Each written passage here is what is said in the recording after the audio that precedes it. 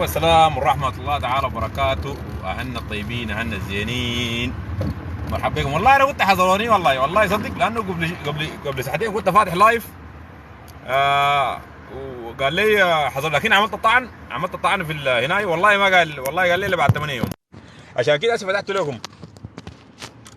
عملت طعن والله في اللايف، حتى شنو شغلوا لي، لأنه كان في ناس بيتكلموا، كان في لايف هسه قبل شوية مسخن. والله الناس لو خشت الصفحة بتشوفوا. هسه أنا عملت هناي ده، قلت بس عشان شنو؟ اجربه بس، اشوفه بس. والله قلت اجربه بس، اشوفه بس انه لانه ادوني يوم 23. لكن لما عملت الطعن هسه جمعي ما عارف يمكن شكله قبل الطعن كده. اخباركم ان شاء الله تمام. عاشت القوات المسلحه، عاش الشعب السوداني الصابر الصامد المناضل. التحيه لكم جميعا مشاهديني ومتابعيني اينما حللتم. الآية بتقول لا فرق بين عجميا ولا عربيا إلا بالتقوى. نحن كلنا أبناء السودان، لكن الخزي والعار على الجبن والعملاء والذين قتلوا النساء والرجال والأطفال والعزل في نيالة.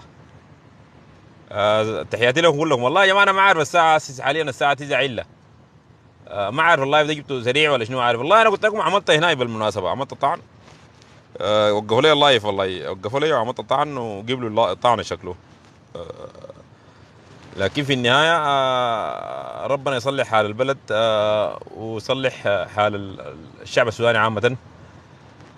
تحية لكم كلكم. يعني الناس تكبس يا جماعة، الناس تكبس عليك، والله كبسوا، لأنه والله أنا ده مستهدف من كل النواحي، جوا وبرا وأرضا وتلفونيا وميديا. عشان البايتات والله قبل كان في لايف زي ساعتين، والله لايف كان سمع خلاص. اللايف كان جميل شديد والله. منور الدنيا وضل قضارف، منورك والله يا حبيبنا، منورك. مساء الخير ابو سجع. منور والله، نوركم والله وصل يا اخي. والله كان سمح والله. ما اول شيء جمعه مبارك عليكم يا جماعه. لانه انا لابس الجلابيه وكده يعني. فشنو ما عارف كويس. نور الدين والله اللايف جبال قفل يا اخي. انت قبل اللايف قفل معي لانه الرفاعي، اخونا الرفاعي معاه حصلت المشكله يا اخونا نور الدين.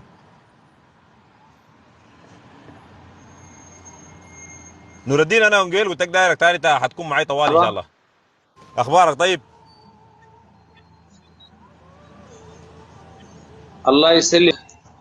طبعا اول بلغ في واحد بلغ في اللايف جبيل، قفل اللايف. طبعا قفل اللايف، لكن الحمد لله انه رجع على اللايف.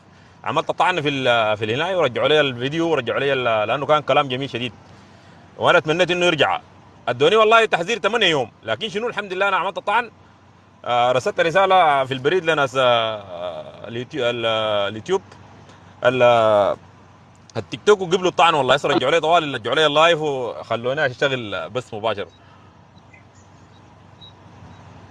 ممتاز. طيب نعم تفضل. اسردني من حقائق عليك الله. انت ما كان رزيقي. الناس دي طبعا جبين نكروك وقالوا انت ما من رزيقي. هم طبعا الناس دي لما اي زول يقول انا والله ده ما زمني بتاع اللايف، لكن جبال عملت لايف بس قلت اعمل لايف ثاني زمني مع الناس كده الساعه 10. المهم طبعا انا خليك انت طبعا زول قلت عمده الرزيقات ولا مزول من الرزيقات وكده وكلام زي ده. جو واحدين كده انتقدوك قالوا انت ما من الرزيقات. لكن طبعا الناس دي هم طبعا شنو، ما كل الرزيقات مجرمين، وما كل الرزيقات قتله، وما كل الرزيقات ايا كان. احنا الرزيقات احنا نحترمهم شديد، وقروا معانا وسكنوا معانا وكل شيء. زي ما قلت انت كلامك على العين والراس ونحن نحترمه شديد. لكن هم طبعا ما عندهم نازل. طبعا مجرد انت ما تيجي تقول لهم الحقيقه كرزيقي من انه مخالفهم في الراي، طبعا حيقولوا لك انت مجرم، انت ما مننا وانت كده. طيب تفضل يا اخونا. يا زول طلع الزول ده يا جماعه. طبعا نور الدين ده اول شيء عشان تعرف نفسك ذاته يعني للناس مشاهدين، ده جبت لك لايف وده لايف ثاني. انا والله ما يا جماعه ما جبت اي عنوان بتاع لايف، صح؟ ما في عنوان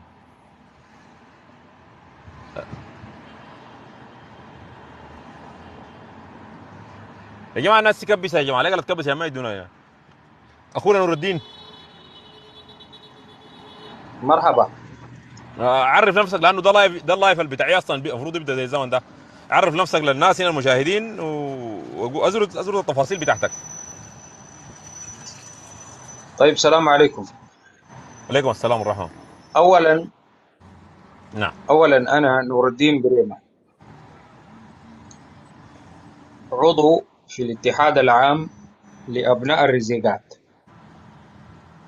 وكنت رئيس الهيئة الاستشارية للاتحاد العام لابناء الرزيقات. والهيئة الاستشارية دي بتمثل برلمان الرزيقات، يعني الهيئة دي هي اللي بتشرع للاتحاد العام لابناء الرزيقات. انا كنت رئيسة ودورتي انتهت قبل 6 شهور من الان. كويس. نعم. فانا واحد من اعيان الرزيقات المعروفين. كويس. كونه الناس يجوا يقولوا ما رزيقي، يقولوا ما يقولوا ما يشاءون، لانه اصلا الواحد بيكون مسكين وعاوز يدافع عن مصلحته، وعاوز يدافع عن جرائمه، وعاوز يغطي على نفسه، اكيد حيقول الكلام ده. لكن بيقدر يغير التاريخ، بيقدر يغير وجودي انا في قبيله الرزيقات، بيقدر ينفي الكلام اللي انا قلته ده، بيقدر ينفي انه انا ما كنت رئيس الهيئه الاستشاريه لابناء الرزيقات.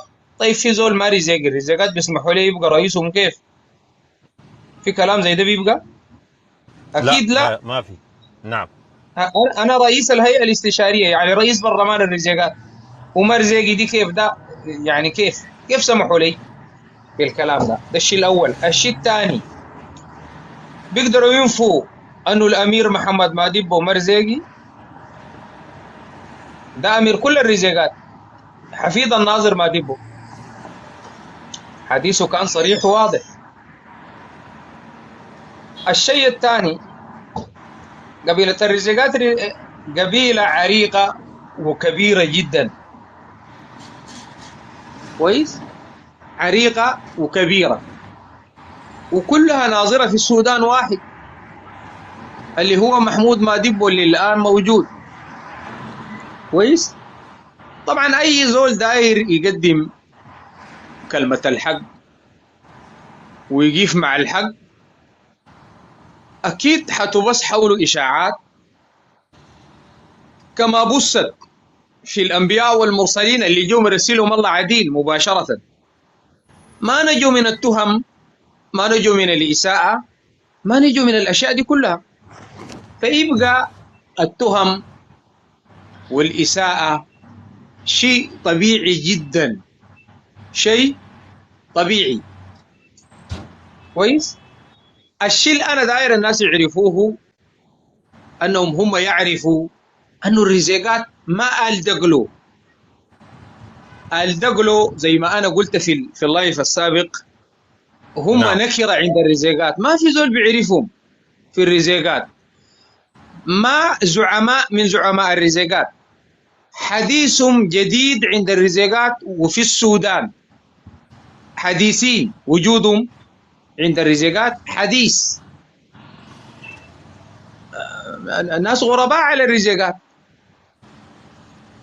كويس. الكلام ده معروف عندنا، انه الناس دي اللي نحن ذاته شفناهم زيكم كده ما كنا بنعرفهم.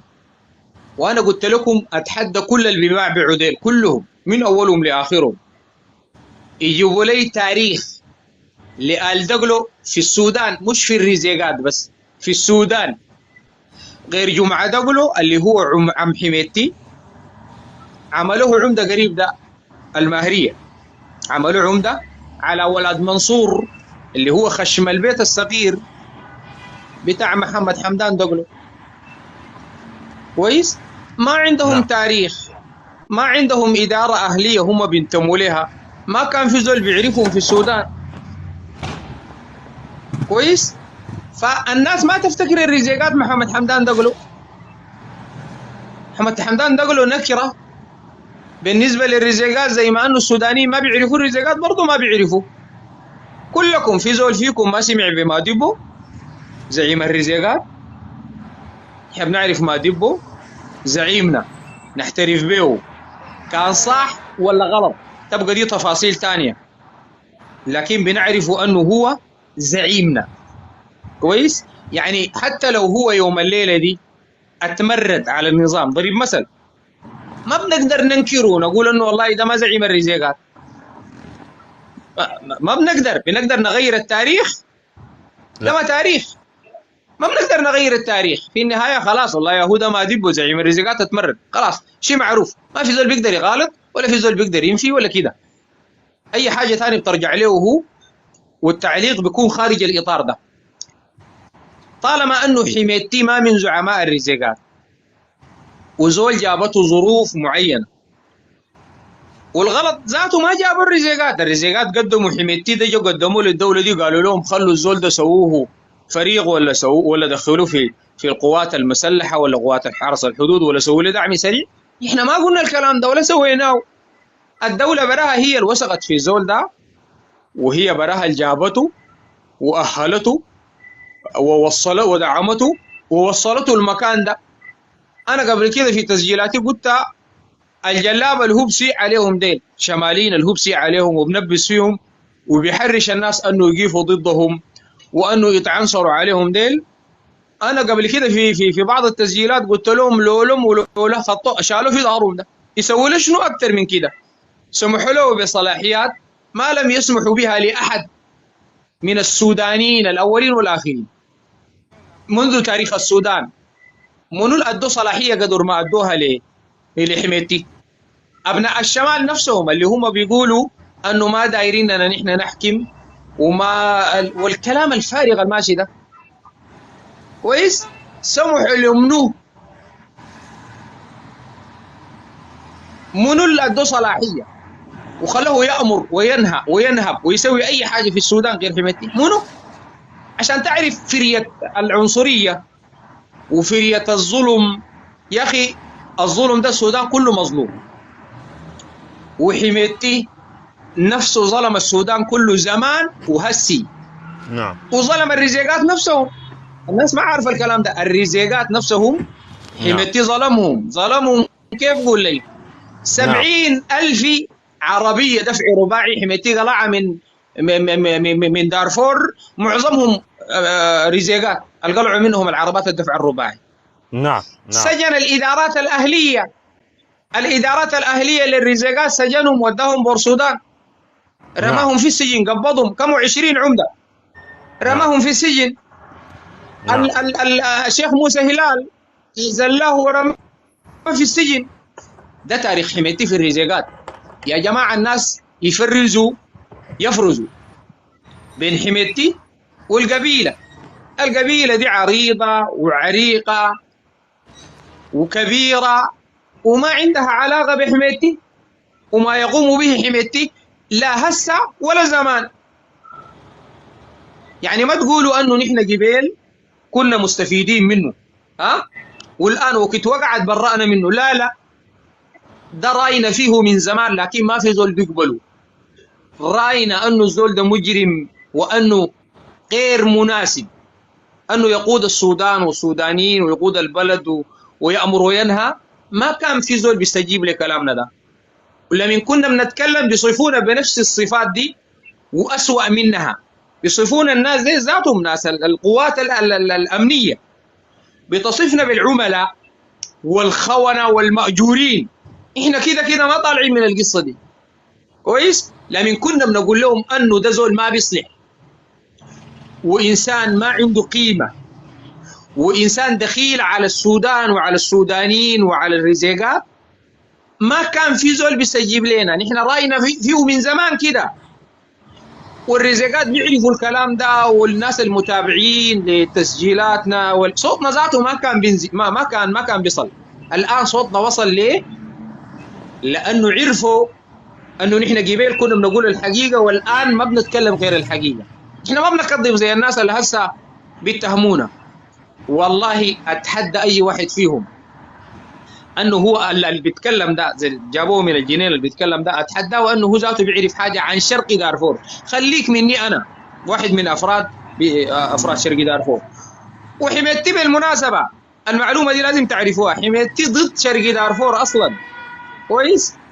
ضدها وضد الريزيقات الموجودين في شرق دارفور، كان بتميز عليهم وبتعنصر عليهم، ونظرته دائما سلبية لشرق دارفور، عشان الناس ما تفتكر أنه الريزيقات دايرين يتبرؤوا منه عشان وقع وبقى ما عنده شيء ولا كده، ولا السودان بيهاجم فيه. يا جماعة شرق دارفور، والكلام ده أنا قلته مرارا وتكرارا، شرق دارفور لغاية اللحظة دي موية يشربوها ما عندهم، مدارسهم بتقفل من عدم الموية، ما فيها مستشفى الناس تتعالج فيه، ما فيها تعليم ما في، زيها وزي أي بلد، بل أسوأ البلاد في السودان من ناحية الخدمات وأبسط الخدمات. المستشفى بتاع ولا زايد بعد تحنيس حميتي المستشارين حنسوه عشان يعملوا، لاحظ ده ما من جيبه، داير يوديه محل تاني. بعد تحنيس حتى عمل المستشفى ده وداه شرق دارفور بتاع ولا زايد اللي هو ما تم افتتاحه حتى الآن، كويس؟ فيا جماعة نحن ممغوسين زيكم ومظلومين زيكم من الزول ده ومعانيين. دمر القبيلة، دمر القبيلة وشوه سمعتها بارتزاقه وبإجرامه وبقتله لشبابنا، إحنا المتضررين أكثر من بقية السودانيين. الناس بتهاجم ساكت ما عارفة الحاصل يا جماعة، الناس بتهاجم وما عارفة الحاصل. الرزقات بريئين من فعايل الزول ده يا جماعة، وبريئين من أي مجرم، وأي زول يا جماعة شفتوه بطبطب وبطبل يا عشمان ويا قابض الثمن، عشمان أنه يلقى سلطة بعدين بعد ما يكون في سلام. المثقفين البتاعين القبيلة اللي انتم بتشوفوهم بلعلعوا،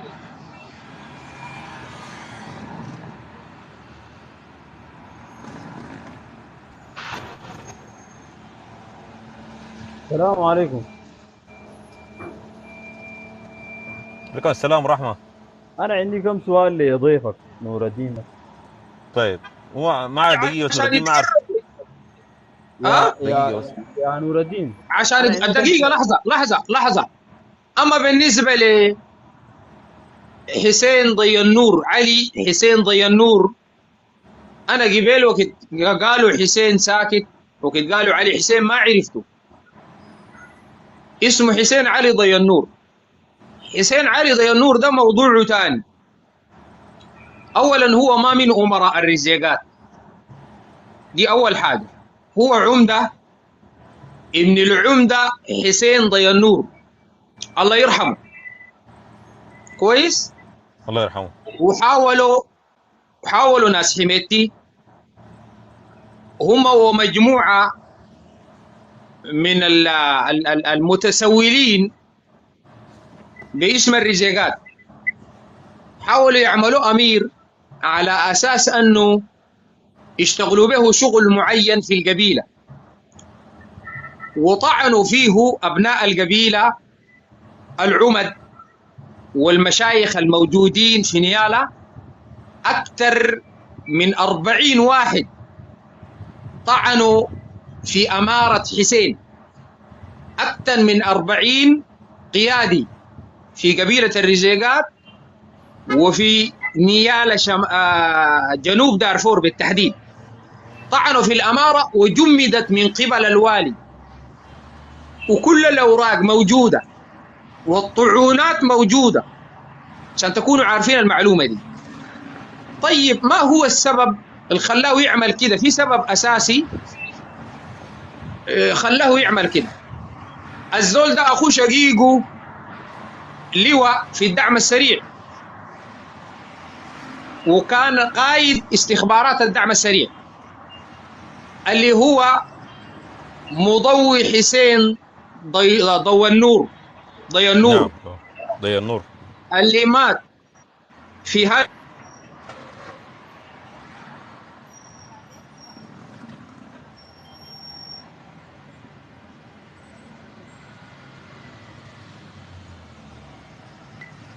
اللي هو منو؟ مضوي. الله يرحمه، في النهاية هو مسلم بغض النظر عن مشاركته وما قام به. في النهاية طالما مات زول المادة أمره ثاني، نعم. نقول ربنا يرحمه. نعم. كويس؟ ده نعم. اطلع البيان ده أخوه شقيقه، طلع البيان ده انتقاما وزعلا وبيمثل نفسه. أديكم أزيدكم من البيت شعر، أهل نفسهم، هو ذاته هسه العمدة ده، أهل نفسهم خشم بيته الصغير طردوا من القبيلة، طردوا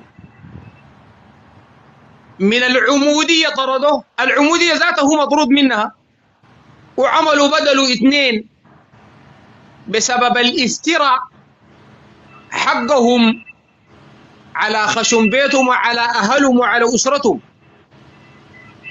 افتروا وتكبروا وتجبروا بقربهم لحميتي. هم من المقربين لحميتي ده من المؤسسين بتاع الدعم السريع اللي هو المادة نعم. مضوي. ضوى البيت. نعم.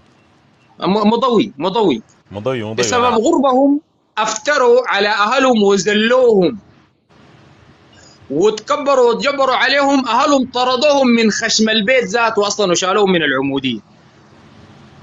والكلام ده يمكن سنة ما تماها أو ما يتجاوز السنة ونص. كويس؟ فهو حتى خشم بيته الصغير الزول ده ما بمثله. خليك من الرزيقات وأمير وما أمير، ولا حتى عمدة. العمودية ذاتها شالوها منه وعملوا 2 عمد بدلوا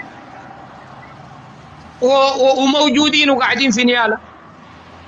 2 بدلوا عملوهم خشم البيت. أنا ما داير أتكلم في الموضوع كثير، لكن المعلومة دي أنا مسؤول منها.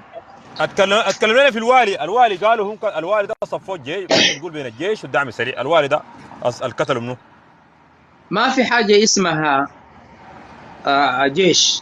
أول حاجة نعم. المحل ده ما فيه جيش ذات. الحتة دي اللي قتل فيها الوالي وقتل فيها الوالي ما في جيش ذات. الجيش 7 كيلو من المكان اللي قتل فيه الوالي، والوالي تم قبضه وأعلنوا عنه هم نفسهم أنه نحن أسرنا الوالي. نعم. وصوروه بنفسهم. نعم. وظهر اللواء بقائد جنينة عبد الرحمن. نعم. ظهر أنه كان بيحمي في الوالي من ضرب الكرسي.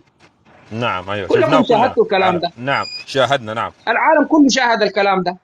نعم.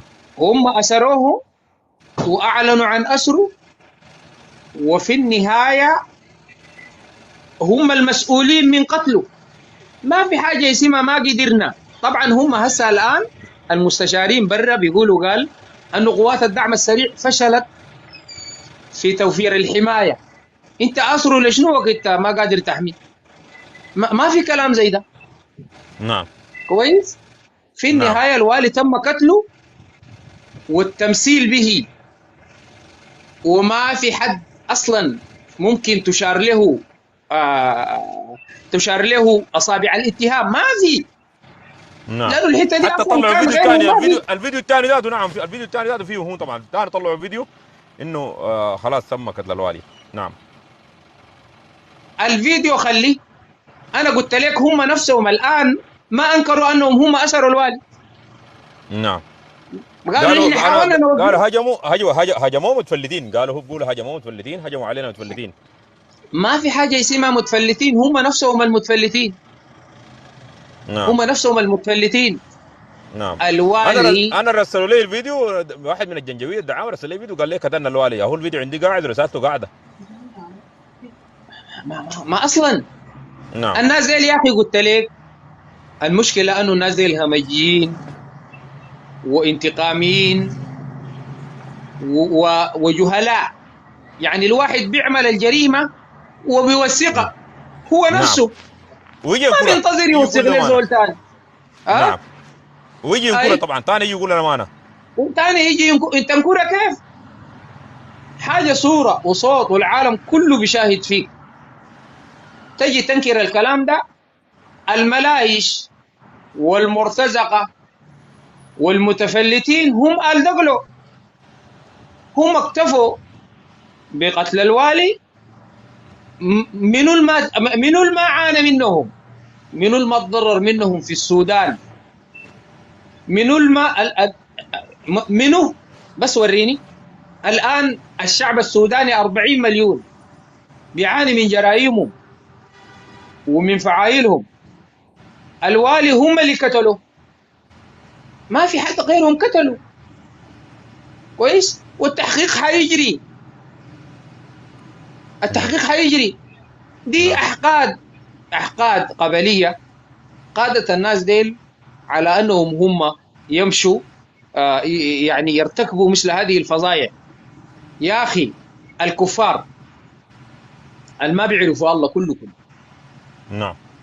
ما كانوا بيمثلوا بالجثث، نعم. كان عندهم أخلاق في الحرب. ما كانوا بيهجموا مكان إلا يكونوا متأكدين فيه رجال مش نساء. لو عرفوا في أي مكان فيه نساء ما بيمشوا له.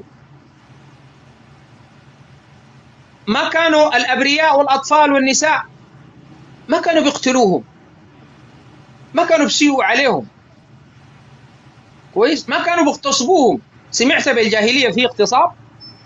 لا، الجاهلية الأولى ما في. سمعت أنه في ما في اغتصاب. نعم، ما في. أخلاق الكفار زمان أحسن من أخلاق المسلمين الآن. نعم.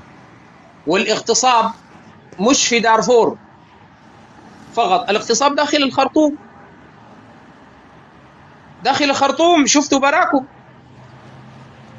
كويس. فيا أخي ما يحدث ده جبن وده عار. كويس. الدقل لا ويجي يمثل واحد الرزقات، لا يمثل الرزقات في شيء.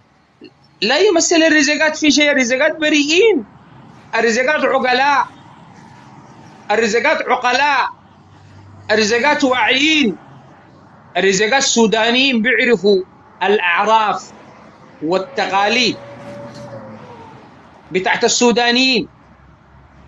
الرزقات متدينين. ما تسمعوا الشيء اللي بيشاع عندنا وبينسبوه لنا. احنا بريئين من الكلام ده يا اخواننا. والله وبالله وتالله نحن من الناس اللي تم تحنيسهم انهم يشتغلوا مع محمد حمدان وفي مكتبه الخاص. والله شفناها عيب وعار اننا نشتغل معه. شفنا والله عيب وعار. ومش عشان نحن اثرياء، والله كنا في اشد الحوجه نفتش للقرش الواحد. والله نربط بطننا لكن ما ناكل تفاتيف محمد حمدان دقلو. وامثالنا كثر ساومونا عشان الزيف حقهم ده وعشان السخط بتاعهم. طيب معلش، رفضنا. في واحد قال لك الغوات دي من وين؟ الغوات دي قال لك الغوات اذا كان ما من الرزقات من وين؟ وضح له الحته دي. القوات دي لما كل المجرمين بتاع دارفور، اول حاجه جميع المجرمين بتاع دارفور موجودين داخل القوات دي، وتم تجنيدهم من قبل ال يعني الجيش سمح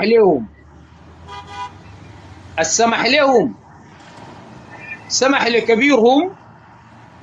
وكثير من القوات دي، كثير من المتفلتين جابوهم دخلوهم داخل القوات دي. ده الشيء الاول. الشيء الثاني، الزول ده جاب مرتزقه من برا، بيجيب واحد من تشاد من اهله هناك، بيجيبوا بيعملوا عقيد وبيعملوا عميد. نحن بنعرفهم بالنيم، بيجيب من النيجر، بيجيب من افريقيا الوسطى، الدول المجاورة كثير منهم قاعدين موجودين، جابهم دخلهم هنا وجنسهم، ويجوزوا منهم جو ساكت بدون تجنيد. جو دخلوا هسه الآن أثناء الحرب دي في واحدين جو دخلوا مرتزقة، دخلوا من تشات ومن النيجر ومن غيره، ما عساكر ولا دعم سريع أصلا. كويس. فالزول ده هو وحلفاه من الملايش، القصة دي ملايش كتار، ما الدعم السريع براو، في ملايش غير الدعم السريع موجودة ومتضامنة وبتقاتل مع الدعم السريع. في واحدين معارضين تابعين لتشات براكم شفتوهم وتم قتلهم ولا تم تصفيتهم، ما معروف، الكلام كثير. نعم. كويس. فالقصة دي جايطة جدا. الناس الآن نحن شايفينها بتنسيبها للريزيقات. القصة دي الضالع والمكسور من المجرمين بتاعين السودان عامة، وناس ومجرمين دارفور خاصة. قبل كده جابوا واحد برطن جوا القصر الجمهوري، برطن. نعم صح. نعم. نحن بنرطن، احنا ما عندنا لا. رطانة. جابوا واحد برطن قال نحن جوا القصر الجمهوري، جابوه ومصور، شفتوه ولا ما شفتوه؟ نعم شفناه نعم. ده رزيقي؟ رزيقي ده كتار من الناس. كتار. في مجرمين من نعم. الشرق اصلا نعم. موجودين جوا الدعم السريع ولا ما في؟ من في الشرق، شرق السودان. نعم. نعم. في واحد جاب قوته من اسمها شنو، من الدمازين، ورتب عالية. كويس. بالإضافة ماذا تسمي بكحت؟ كحت بسميها شنو؟ ما الرؤوس حقت كحتي دي كلها وين؟ رجيقات. ديل ما مجرمين ومشتركين في الجرائم دي؟ ديل ما شريك أساسي لمحمد حمدان دقلو ولا ما بتتفق معاي؟ ها؟ بتتفقوا معي أنه كل من أيد الناس ديل هو مجرم ولا ما مجرم؟ ما كلهم ديل مرتزقة وعملاء وضد القوات المسلحة كلهم. ما في حاجة اسمها رزيقات. دي شلة بتاعت مجرمين،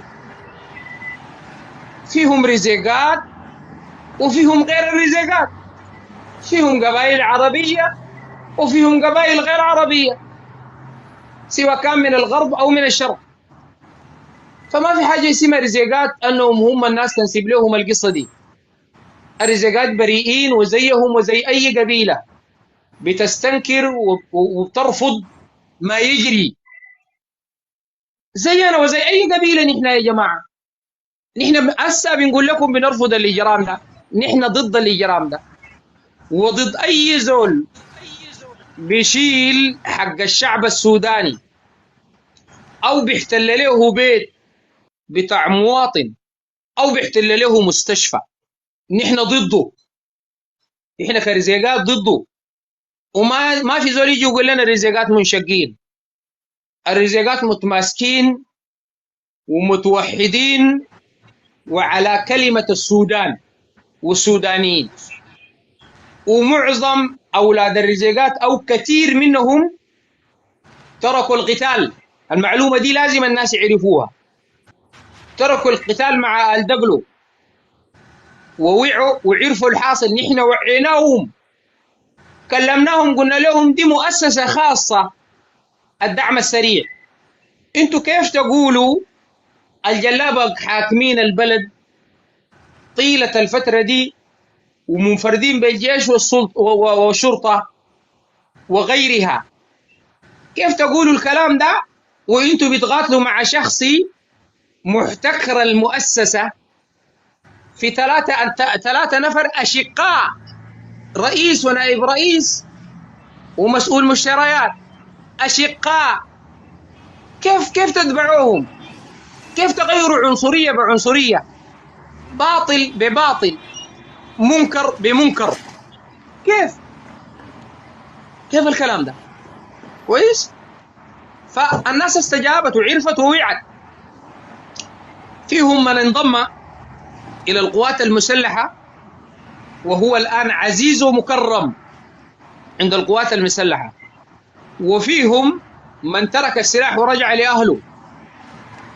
ويا جماعة حتى قوات الدعم السريع دي داخلة في ناس فضلاء نحن بنعرفهم، وأبنائنا لا يمكن يسرقوا أو يقتلوا عشوائي أو يغتصبوا أو ينتهكوا أي حاجة مخالفة للحروب.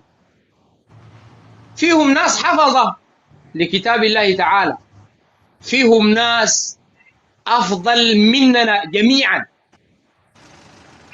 كويس؟ ما كلهم مجرمين، حتى الناس الموجودين في الدعم السريع واللي تغشوا واللي مشت عليهم العنصرية والجهوية واللي شالتهم الحمية بتاعت القبلية وغيرها، في منهم من تراجع ومنهم من هو موجود الآن، ولكن ما بيهجر في الخصومة يا أخواننا.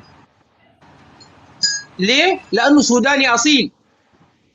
الناس اللي بيرتكبوا في الفظائع ديل معظمهم مجرمين لا أهل لهم ولا قبيلة لهم ولا وطن لهم، ناس ما بعرفوا الله، مجرمين أصلا وقطاعين طرق جايين من الدول المجاورة، فما ممكن تنسبهم لقبيلة. كويس؟ ما ممكن تنسبهم لقبيلة. القبيلة دي فيها الصالح وفيها الطالح، زي ما قالوا أنه زمان بيحكى عن الشيخ فرح، قالوا لي أنت من البطاحين أهلك فيهم مجرمين وكذا، يعني قطاعين طرق، قال لهم أنا منهم وبريء منهم. كويس؟ فما في زول بيحاسبوه بحق الثاني. كويس؟ الشخص القبيل اللي اسمه الرفاعي ده هو أساء للرزيقات عامة. الكلام ده خطأ وعيب، وهو ولد صغير شكله ما بيعرف التاريخ. لو بيعرف التاريخ قبيلة رفاعة أو رفاعة الهوق كلهم أهلنا نحن، خليهم يرجع للتاريخ بتاع قبيلة الرزيقات وقبيلة رفاعة الهوق، هم أبناء عمومة الرزيقات، إحنا معاهم واحد، يعني ما في فرق بيننا وبينهم، هم أبناء عمومتنا والتاريخ موجود.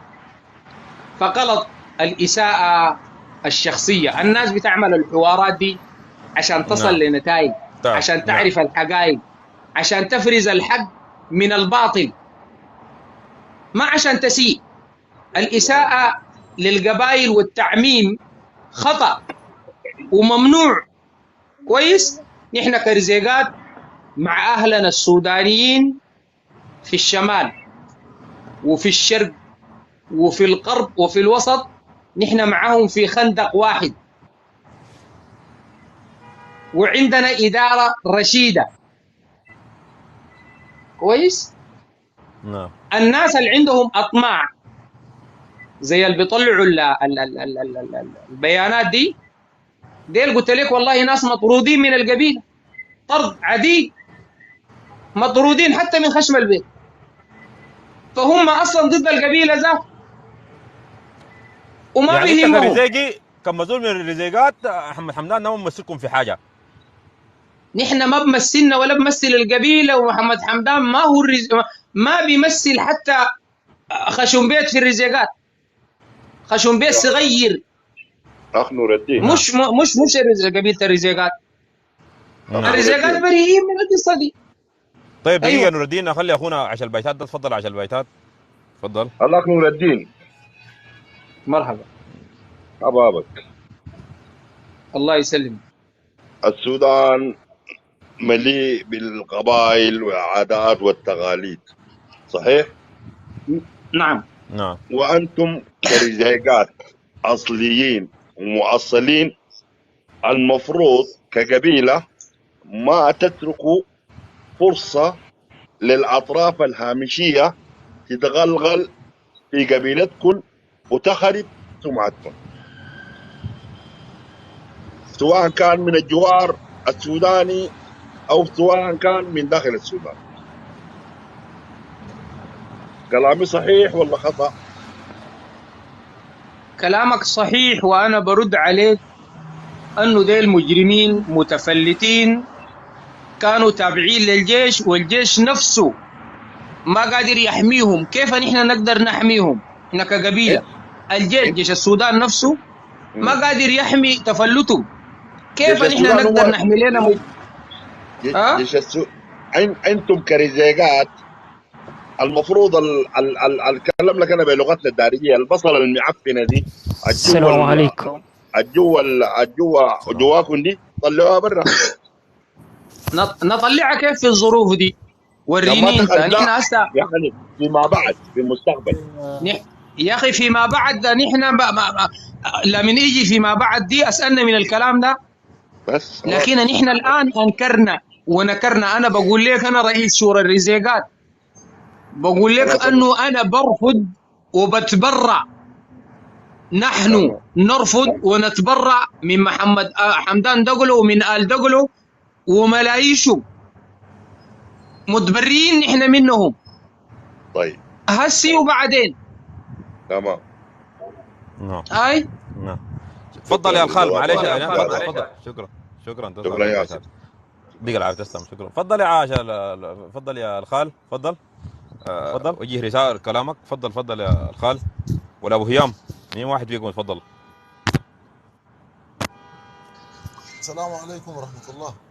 عليكم السلام ورحمة. وعليكم السلام. والله يا أخي كلام الأخ نور الدين كلام كله كلام جميل جدا وكلام في الصميم وكلام منطقي، ونحن بنقول له جزاك نعم. الله خير. وعلى كلامه ده والله ما عندنا إضافة نظيفة إلا شيء بسيط يعني بس فقط. نعم تفضل. فنحن بنقول يعني الدعم السريع فعلا هو ما كل الناس اللي بتجرم حاليا وبتقتل دين من ابناء الرزيقات. ابناء الرزيقات كان بخاطبهم ناظر قبيله الرزيقات ما دبوا، وكان فعلا طلع في كلام انه بيتبرأ من محمد حمدان وبيتبرأ من اسره آل دقلو، ووصى ابناء الرزيقات على اساس انه قال لهم انتم بتقاتلوا من اجل اشخاص معين ومن اجل اسره معينه، فديلنا نحن ما بمثلونا. ولا تقاتل نعم. المؤسسة العسكرية، تقاتل الجيش السوداني وانتم بتقاتلوا في جيش وطن. فجزاكم نعم. الله خير، وان شاء شكرا. الله نتمنى ان ربنا يحقن شكرا. الدماء، وشكرا جزيلا لكم. شكرا تسلم تسلم. الله يسلمك. تفضل طيب. يا الخال. السلام عليكم. دقيقة نور الدين دقيقة. تفضل يا تفضل الخال تفضل. انا برد لنور الدين بقول له منو حتى هو الساب بقول انا حمدان دقلو رافضين من حمدان دقلو، منو هو حتى يرفض حمدان دقلو اصلا. نبي نعرف، بيعرفني عليه هو منو هو. نور الدين قال لك عرفوا زول ده، قال لك عرفوا الخال إيه، القاتل منو الخال ده قال لك أنت؟ عرفه. نعم. انا نور الدين بريمة. انا نور الدين بريمة. من قبيلة الرزيقات. انت قلت انا من قبيلة الرزيقات ورافض حمدان دقلو. ايوه. ليه هي؟ بهاي تفضل عرفني بنفسك وعرفني كيف رفضته وكيف. اول حاجة انت منو؟ كلام انا من دخل انت خش لي لما في داير موضوعك اعرفك، الخاص. انا داير اعرفك انت عشان ارد سوداني عليك. انت سوداني وانا سوداني، وانت من الرزيقات وانا من الرزيقات. خش لي في موضوعك. قلت انا رافض حمدان دقلو، كيف رفضت؟ انت قلت له سوداني عارف. شنو؟ انت عرفني كيف سوداني رفضت؟ شنو معنا؟ ها؟ كيف؟ انت سوداني؟ انت خليك واحد واعي نادي مثقف. اي واحد يجيك انت سوداني، انت مش عارف من وين، وانتوا العالم دي دايرين ماشيين بيها وين انت دايرين. ما سالته قلت له مش عرف عارف نفسك. انت يا الخال انت قلت له الزول ده عرف نفسك، هو قال لك سالك قال لك انا انت داير شنو؟ اعرفك انت منو ايه، وانت انا قلت لك انا سوداني. سوداني. انا قلت لك انا سوداني وانت سوداني. اول وانت حاجه رزيقي ما في حاجه وانت اسمها رزيقي ما وانا في رزيقي. سوداني بيقول اني ما في سوداني بيتكلم بلغتك دي بيقول اني سوداني. ما في سوداني. اول حاجه انت ما العالم كله سوداني. طلعت من سوداني. انت العالم كله طلعت من سوداني. يبقى كان جات فوقي انا، انت ما تطلعني انا سوداني. ان جات فوقي انا العالم اول كله حاجه طلعت من دي. سوداني. اول حاجه انا بعرف لغتي او لهجتي الدارجيه المحليه، انا بعرفها ده جيدا. دي ما لهجتنا، لا لهجه ده السودانيين ولا لهجه الرزيقات ولا لهجه العطاوه، كلهم في السودان. دي ما لهجتنا، ما لهجتنا. انت انا بحي قلت انت اصلا ماك سوداني وما كرزيقي اصلا ما كرزيق. عرف نفسك ما عشان عندك ارد وما لك. عندك علاقه وما عندك علاقه بالرزيقات اصلا. الزول ده اطلع منه، شوف لنا موضوع غيره. ده زول ما عنده موضوع، ده ما سوداني اول شيء ذاته عشان انا ارد عليه. كويس. ده ليبي، اي هاي طلعته، ده ليبي شكله. هاي السلام فضل عليكم يا يا ياسر. عاصم، فضل. عليكم السلام ورحمه. اخبارك يا اخي؟ انا كويس. طيب والله اخبارك. تمام. الراجل ده شكله زي الليبي كده، كلامه زي الليبي والله. ليبي، طلعته. ده واحد منهم بيكون من المرتزع ولا حاجه، اكيد كلامه طلعته زي خلاص. تفضل، عندك اضافه للراجل ده تقولها؟ كلامه زي تفضل. والله ما عندي اضافه، لكن لقيت لي خبر دار اتاكد منه الاحتقال حق سفيان ده يعني. والله ما عارف، انا ما متاكد منه انا 100%، ما اكذب عليك، لسه ما واحد عارف، ما شغال يعرف. في الجيش ذاته الجيل فاتح لايف قال احتقلناه والله. والله ما عارف، انا لسه ما تاكدت لكن الخبر ده، وما ما رجعت للتليفون الثاني عشان اشوف الفيس والواتساب والحاجات، الرسائل اللي جاتني دي. يا زول خير، يلا يديك العافيه. شكرا، تسلم عليك. والله انا الزول ده قبل اللي نحن شفنا اللايف قال نعم. اختالوا، لكن ما متأكدين منه يعني ما طيب الخبر والله، حقيقي ولا. والله ما متاكد منه انا، غالي لسه ما ف تاكدت ف والله. ف نعم، اللي عاوز شكرا اقوله لحظه شنو يا زمان، جماعه؟ شكرا. نعم تفضل. اللي عاوز اقوله شنو؟ نعم تفضل. المتفلتين هسه يهودا بدليل انه شوف ده هسه داخل، هو ذاته ما بيعرف اللغه السودانيه، يعني ذاته بيحرج في نفسه وبيحرج في الدعم السريع. نعم كويس، زي اللي قتل ده، حسين ده، نعم نعم معروف تابع للمعارضه الذاتيه، وما اكتفى بوجوده، قام عرف نفسه انه هو ذاته تابع للمعارضه الذاتيه. نعم هسه دي نعم ناس عندها عقليه عليك الله. ورط نفسه، ما عنده عقليه والله، ورط نفسه، ورط الدعم السريع معاهم ذاتهم، ورطهم، دخلهم في حته، لما في جروباتهم كلها قالوا احذفوا الفيديو. هي ورطهم كلهم، وقيل انه هم قتلوهم ذاته. انا عندي معلومه زي دي، ايوه نعم انه هم قتلوهم، انه هم براهم ايوه. قتلوا. ايوه صفوه، ايوه نعم صفوه. نعم صفوا، عرفتها. انا انا ذات عندي معلومه زي دي. السلام فشوف ايوه داير هم عليكم. رسلوا لي. نعم. فيا اخواننا، على مر التاريخ، السلام على مر عليكم التاريخ، جميعا. دقيقه نور الدين بس، معلش، انت نور الدين ما قاعد؟ مرحبا يا محمود المسيري، واحد يتكلم، مرحبا بكم. السلام عليكم. عليكم السلام ورحمه. والسلام. الله يخليك يا طبعا. برنامجين الناس المرتزقه طالعين من برا ديل هم كميه، نعم والزول اللي تعرف ده واحد، هم كميه. وانا بتابع لايفاتك دي، كل الناس اللي بيدخلوا ديل ما عندهم علاقه بالسودان، دي واحد. واخونا نور الدين احمد ده قبل شويه قال لي يا اخي ما في سوداني بيقول اني سوداني، يعني حاجه واضحه. فالبرنامج ده برنامج ممنهج لتدمير السودان. ما حصل في الجنينه كويس معاكم، وما حصل في الخرطوم ده شيء أممي له علاقات خارجية كثيرة جدا. هدف الأساسي يفرتقوا السودان، ما يكون موحد نهائي. نعم برنامج الغبلية بيزرعوا لنا زراعة، بتعاون مع القحاطه العملاء طبعا. ما في شك نعم 100%، ما في شك نهائي. وهم ضيعوا السودان، هم الآن بيتفرجوا على نتائج أعمالهم. نعم الودت لوطننا للهالك، وودت نعم مواطنين وشردت الناس، والله ينتقم منهم دنيا واخره. نعم برنامج الجنجوي ده نحن ان شاء الله باذن ربي منتصرين، لا محاله. الجيش السوداني منتصر لا محاله. دي حقيقه لابد نحن ناخدها السلام عليكم شباب، السلام عليكم. نعم. شكرا لك يا محمود، شكرا. عليكم 150 السلام. شخص اللي في البث، السلام عليكم. السلام ورحمه، مرحبا. والأربعة فوق. أول حاجة أنت نعم هسي تقول يعني بأنه إن نسبة الجنجويد انتهى، يعني ليس حتى كان تسمونه جنجويد، كان تسمونه جايين من النير، كان تسمونه جايين من تشاد، كان من أفريقيا الوزن، كان من الكاميرون، كان من جيبوتي، كان من أمريكا إضافة. طيب السودان ده يعني عندنا حق في السودان ده، عندنا حق نحارب نقاتل في السودان ده ليه؟ من جنينة ليه؟ برصدان ليه؟ كسل ليه؟ المتمة ليه؟ الفشق. عندنا حق نقاتل في السودان ده عشان ما اليوم يجي واحد راسه مربع يجي ناط يقول لي انت شاتي انت نيجيري. نعم نور الدين ده برد عليك. ليه؟ طيب السودان ده حق الجميع. طيب السبب شنو يعني؟ هسه انا الليله ده كان من الشماليه جيت طالع بتكلم منه مع الدعم السريع، بس يجي واحد وناط لي يقول لي انت شاتي.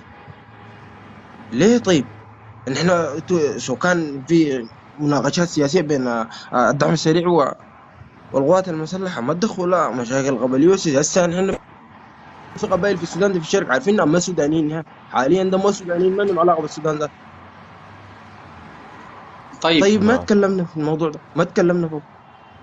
طيب عشان الليل طيب انت تجي بس تجي يعني الدعم السريع جاتي، الدعم السريع نيجيري. طيب انت من زمان ما تجي تقول لي انت جاتي انت نيجيري، من زمان 2013 انا مقاتل لك في الحركات المسلحه وفي كل، انت ما تجي تقول لي انت جاتي تقول لي انت نيجيري. طيب وين نعم بس برد في لك يا خلال نور شهرين الدين. بس تجي تطلعني انت جاتي انت نيجيري.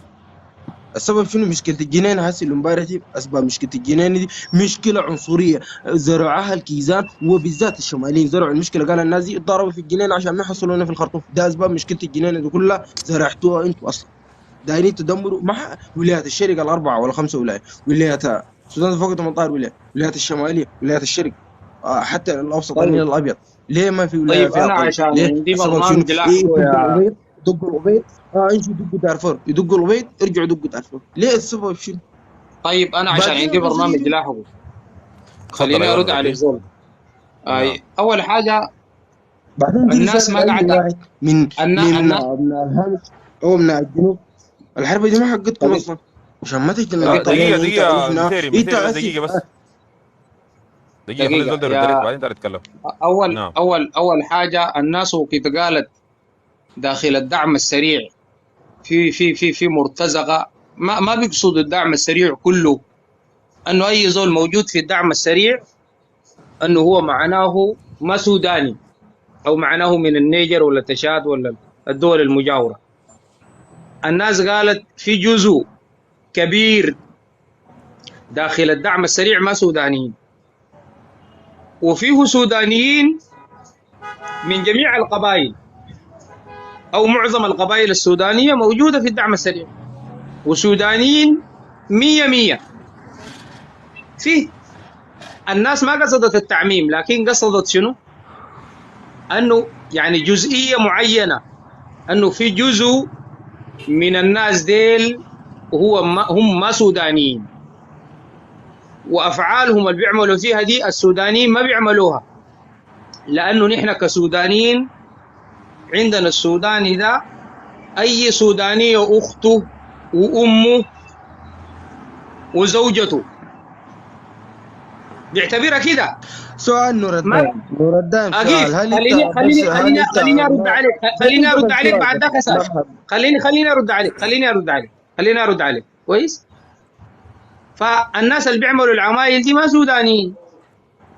ما سودانيين، وفي ادله بتثبت تورط اشخاص تم القبض عليهم موجودين وحيعرضوهم على القضاء انهم ما سودانيين فيه.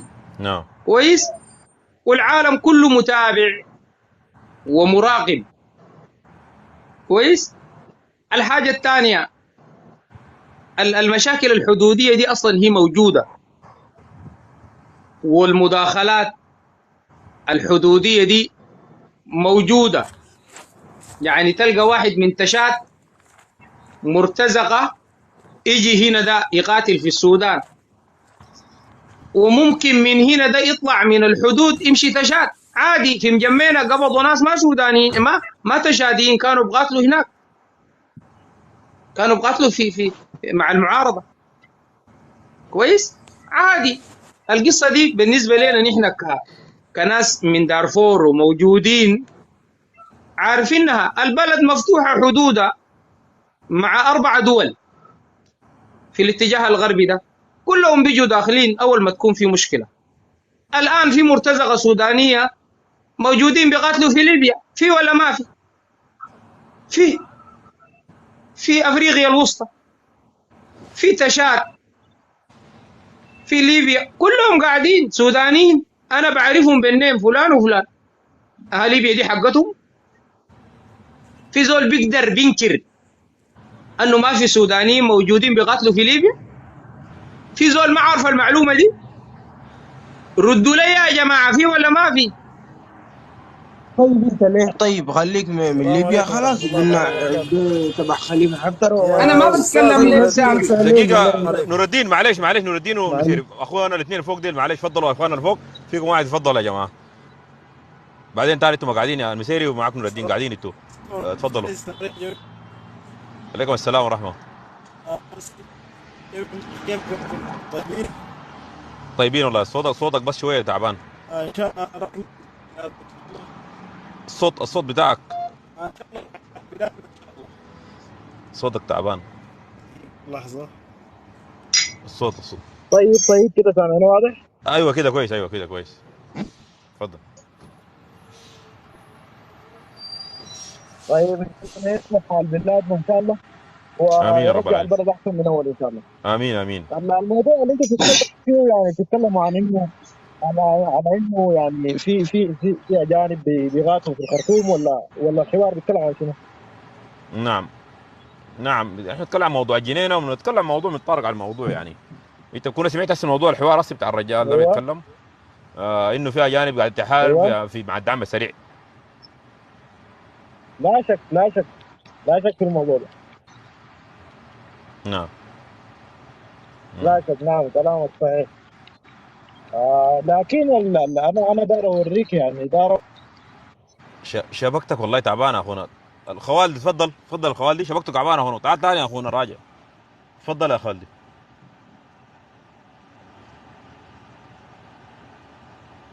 تفضل يا الخوالدي. طيب نور الدين واصل لما اخونا ده يجي راجع. فشوف شيء طبيعي جدا، نعم. القبائل المشتركة دي بتتداخل كويس، وللأسف نعم. الشديد الورطة دي دخلنا فيها منو؟ نعم. دخلنا فيها عمر البشير. جاب الزول ده. شوف ما ترجع لي اول حاجه اسمعني. شوف يا نور الدين، كويس. شوف ما ترجع لي تاريخ ورا. بعدين انت سوكان دار السلام اسمعني. شوف عليكم. دقيقه، سوكان انت دار ترجع لي بانه تاريخ السودان وده الشاطئ. السودان ده اصلا ما حق تخرب اصلا. ما حق شنو؟ السودان دي فيها ناس ما بيتكلموا عربي ونحن وانت طلعنانا. طيب انت السودان دي انت ما جيت للسودان دي كان رجعنا تاريخ كويس. سياد البلد معروفين، سياد البلد معروفين، عشان ما ترجع تتكلم لي عن تاريخ. تكلمنا يا عن اخي نحن ما المشكله حاليا نحن الحاصله. ما سكان نحن تعمل سري. نحن ما السلام بنتكلم. عليكم ورحمة الله وبركاته. عليكم السلام ورحمه الله. دقيقه. طيب تفضل دقيقه يا نور الدين سكان ومسيري. ما دقيقه بس. ترجع يا ريت معلش يا نور الدين ومسيري دقيقه بس. وسط انتوا بين قاعدين اخونا المسيري دقيقه بس. واخونا نور الدين. تفضل ايوه. بس يا ريت اخونا نور الدين واخونا المسيري هنا نعم. لحظة بس. تفضل سمعت جزء من نقاط اخونا المسيري اللي بيتكلم عنها نقاط اخونا نور الدين اللي رد عليه يعني ردود منطقية جدا، يعني انه صح في قبائل متداخلة. اسباب المشاكل هو التداخل صح بين القبائل الحدودية واستخداماتها في الحرب. يعني لحد الان يعني الدعامة والجنجويد يعني ما ينكروا وجود اجنبي من ضمن قواتهم. يعني منو المسيطر على القوات ومنو السمح لهم اذا كان هم مسيطرين فعلا او حميدتي مسيطر فعلا على قواته. يعني كيف انت تسمح لانه ناس استخدموا اسمك، استخدموا لبسكم، واستخدموا حاجاتكم كلها وادواتكم واسلحه ويكونوا موجودين داخل الخرطوم وبحريه ويلفوا زي ما هم عايزين في السودان مستخدمين اسماءكم؟ ما قلنا كل الدعم السريع صح كقوه ممكن صح، في اولاد بلد يعني في ناس كثيرين الاغلبيه في اولاد بلد يعني ما نكرنا مثلا دارفور ولا نكرنا مثلا كردفان ولا نكرنا الشمال، سواء كان اي سوداني داخل الوطن الحبيب داخل حدود السودان ده كله نعتبرك سوداني. ما قلنا انك انت في الدعم ليه، لكن الوجود الاجنبي داخل الدعم السريع بيوريك مخططات الدعم السريع ذات نفسه كانت ماشيه لوين، كان النيه اجنبي. منها شوف الحرب دي اصلا، شوف دي الحرب دي اصلا، شوف الحرب دي اصلا حاليا ده قلبتها حرب قبليه، قلبتها عنصريه. ما قلنا غبلي يا حبيبي، هسه في زول قال كلمه غبلي، نحن قلنا التدخل الاجنبي داخل الدعم السريع، ما نكرنا. احنا قد اسمعنا ان الناس تقول فينا زول قال كلمه غبلي حاليا ده قلبت الحرب انت يا مسيري فينا كلمه غبلي دي سمعتها. بس انا دايرك بس تحدد لي كلمه غبلي دي انا قلتها مما دخلتها. انا كلمه غبلي دي ولا حددت غبليه بالضبط كده؟ انا قلت الدعم السريع، يعني تكلمت عن الدعم السريع انه من كل انحاء السودان، تكلمت عن التدخل الاجنبي داخل الدعم السريع. انت ما هو انت هو ما سودانيه في اي تدخل ليه اجنبي، بتجيب؟ ما في اي تدخل اجنبي. ما في انت تدخل حاليا كيف ده يعني؟ حاليا يعني ده ما هل عندكم قواتك ما عندكم اي العسكريه جنسيات تقدر تثبت انه في ما في في اي جنود جنسيات يا اخي حاليا داخل بانتشار السودان؟ يا جنودك جماعة يا يا قواتك جماعة العسكريه يا جماعة قواتك عليكم الله. العسكريه دي قبضت، الاستخبارات العسكريه دي يا قبضت اخوان وثانيا على نحن من يعني انت افراد ليه الدعم يعني السريع من شاء. طيب انت مناطق طيب يا ليه ما الصناعات جماعة قبضت علي مناطق واحد؟ اخواتك جماعة الاستخبارات يا العسكريه قبضت على جماعة واحد من افراد الدعم السريع، طلعته شاتي. دي اي زول يا جماعة عارفها دي خلاها. دي اي سوداني الليله بقى يا عارفها. مشير انت مما واحد اكبر واحد قلنا يا جماعه، عارفها واحد واحد انت قلنا. يا جماعه، متمرد واحد على واحد عشان الدوله. الناس تفهم. واحد واحد تفضلوا. يا جماعة أول حاجة الناس دي ما عندهم كلمة مفيدة، فكونا منهم. خلونا نناقش حاجة فيها فايدة. كويس؟ كلام خلونا نناقش طيب حاجة والله، فيها كلام فايدة. طيب، كلام طيب والله ما في نور. داعي والله دي انتم هطرة تنزلوا كساي والله دي وغلاط. النقطة. الرجال ايوه لانه ايوه، هو ما نتجاوز بقيه كلمه انه كل يستفيدوا. النقاط مثلا ما نتجاوز يا النقاط أخي ده غلاط، ده زول بغالط ايوه ايوه، غلاط يا جماعة. نحن ما خلاص دايرين خلاص غلاط، نحن نحن دايرين تجاوزنا كل كلام. نقاط الغلاط ونقاط صح. عدم الحقائق ونقاط الزول اللي عايز ينكر. نحن نتجاوز نقاط انه الزول المقابل انه بس عايز ينكر الحاجه، طالما انه الحاجه دي بتدخلوا فيها وفي مشاكل عايز ينكرها. نحن نتجاوز النقاط دي. المفروض ما نتناقش مع زول انت يا اخي عايز تنكر بس من باب داير تنكر، زول بس من أيوه باب داير ما في ينكر. داعي. ما عارف. ما ده طيب ما دقيقه نحن ما نقدر دقيقه يا يا نناقش جماعه جماعه، هو القاتل. اصلا يا شباب دقيقه دقيقه بس، معلش هو جمعه جنجويد جمعه، يعني. معلش جمعه ده لانه عنده كلام، معلش يا جماعه. تفضل يا جمعه. تتكلم عن شنو؟ لكن أنا كلامكم ما حاضر من بدايته. طيب خلاص، مع السلامه. كم ما حاضر ما حاضر، مع السلامه. انت خلاص يلا. طيب ده تفضلوا جنجويد تفضلوا الجماعه اتكلموا. ده ذاته.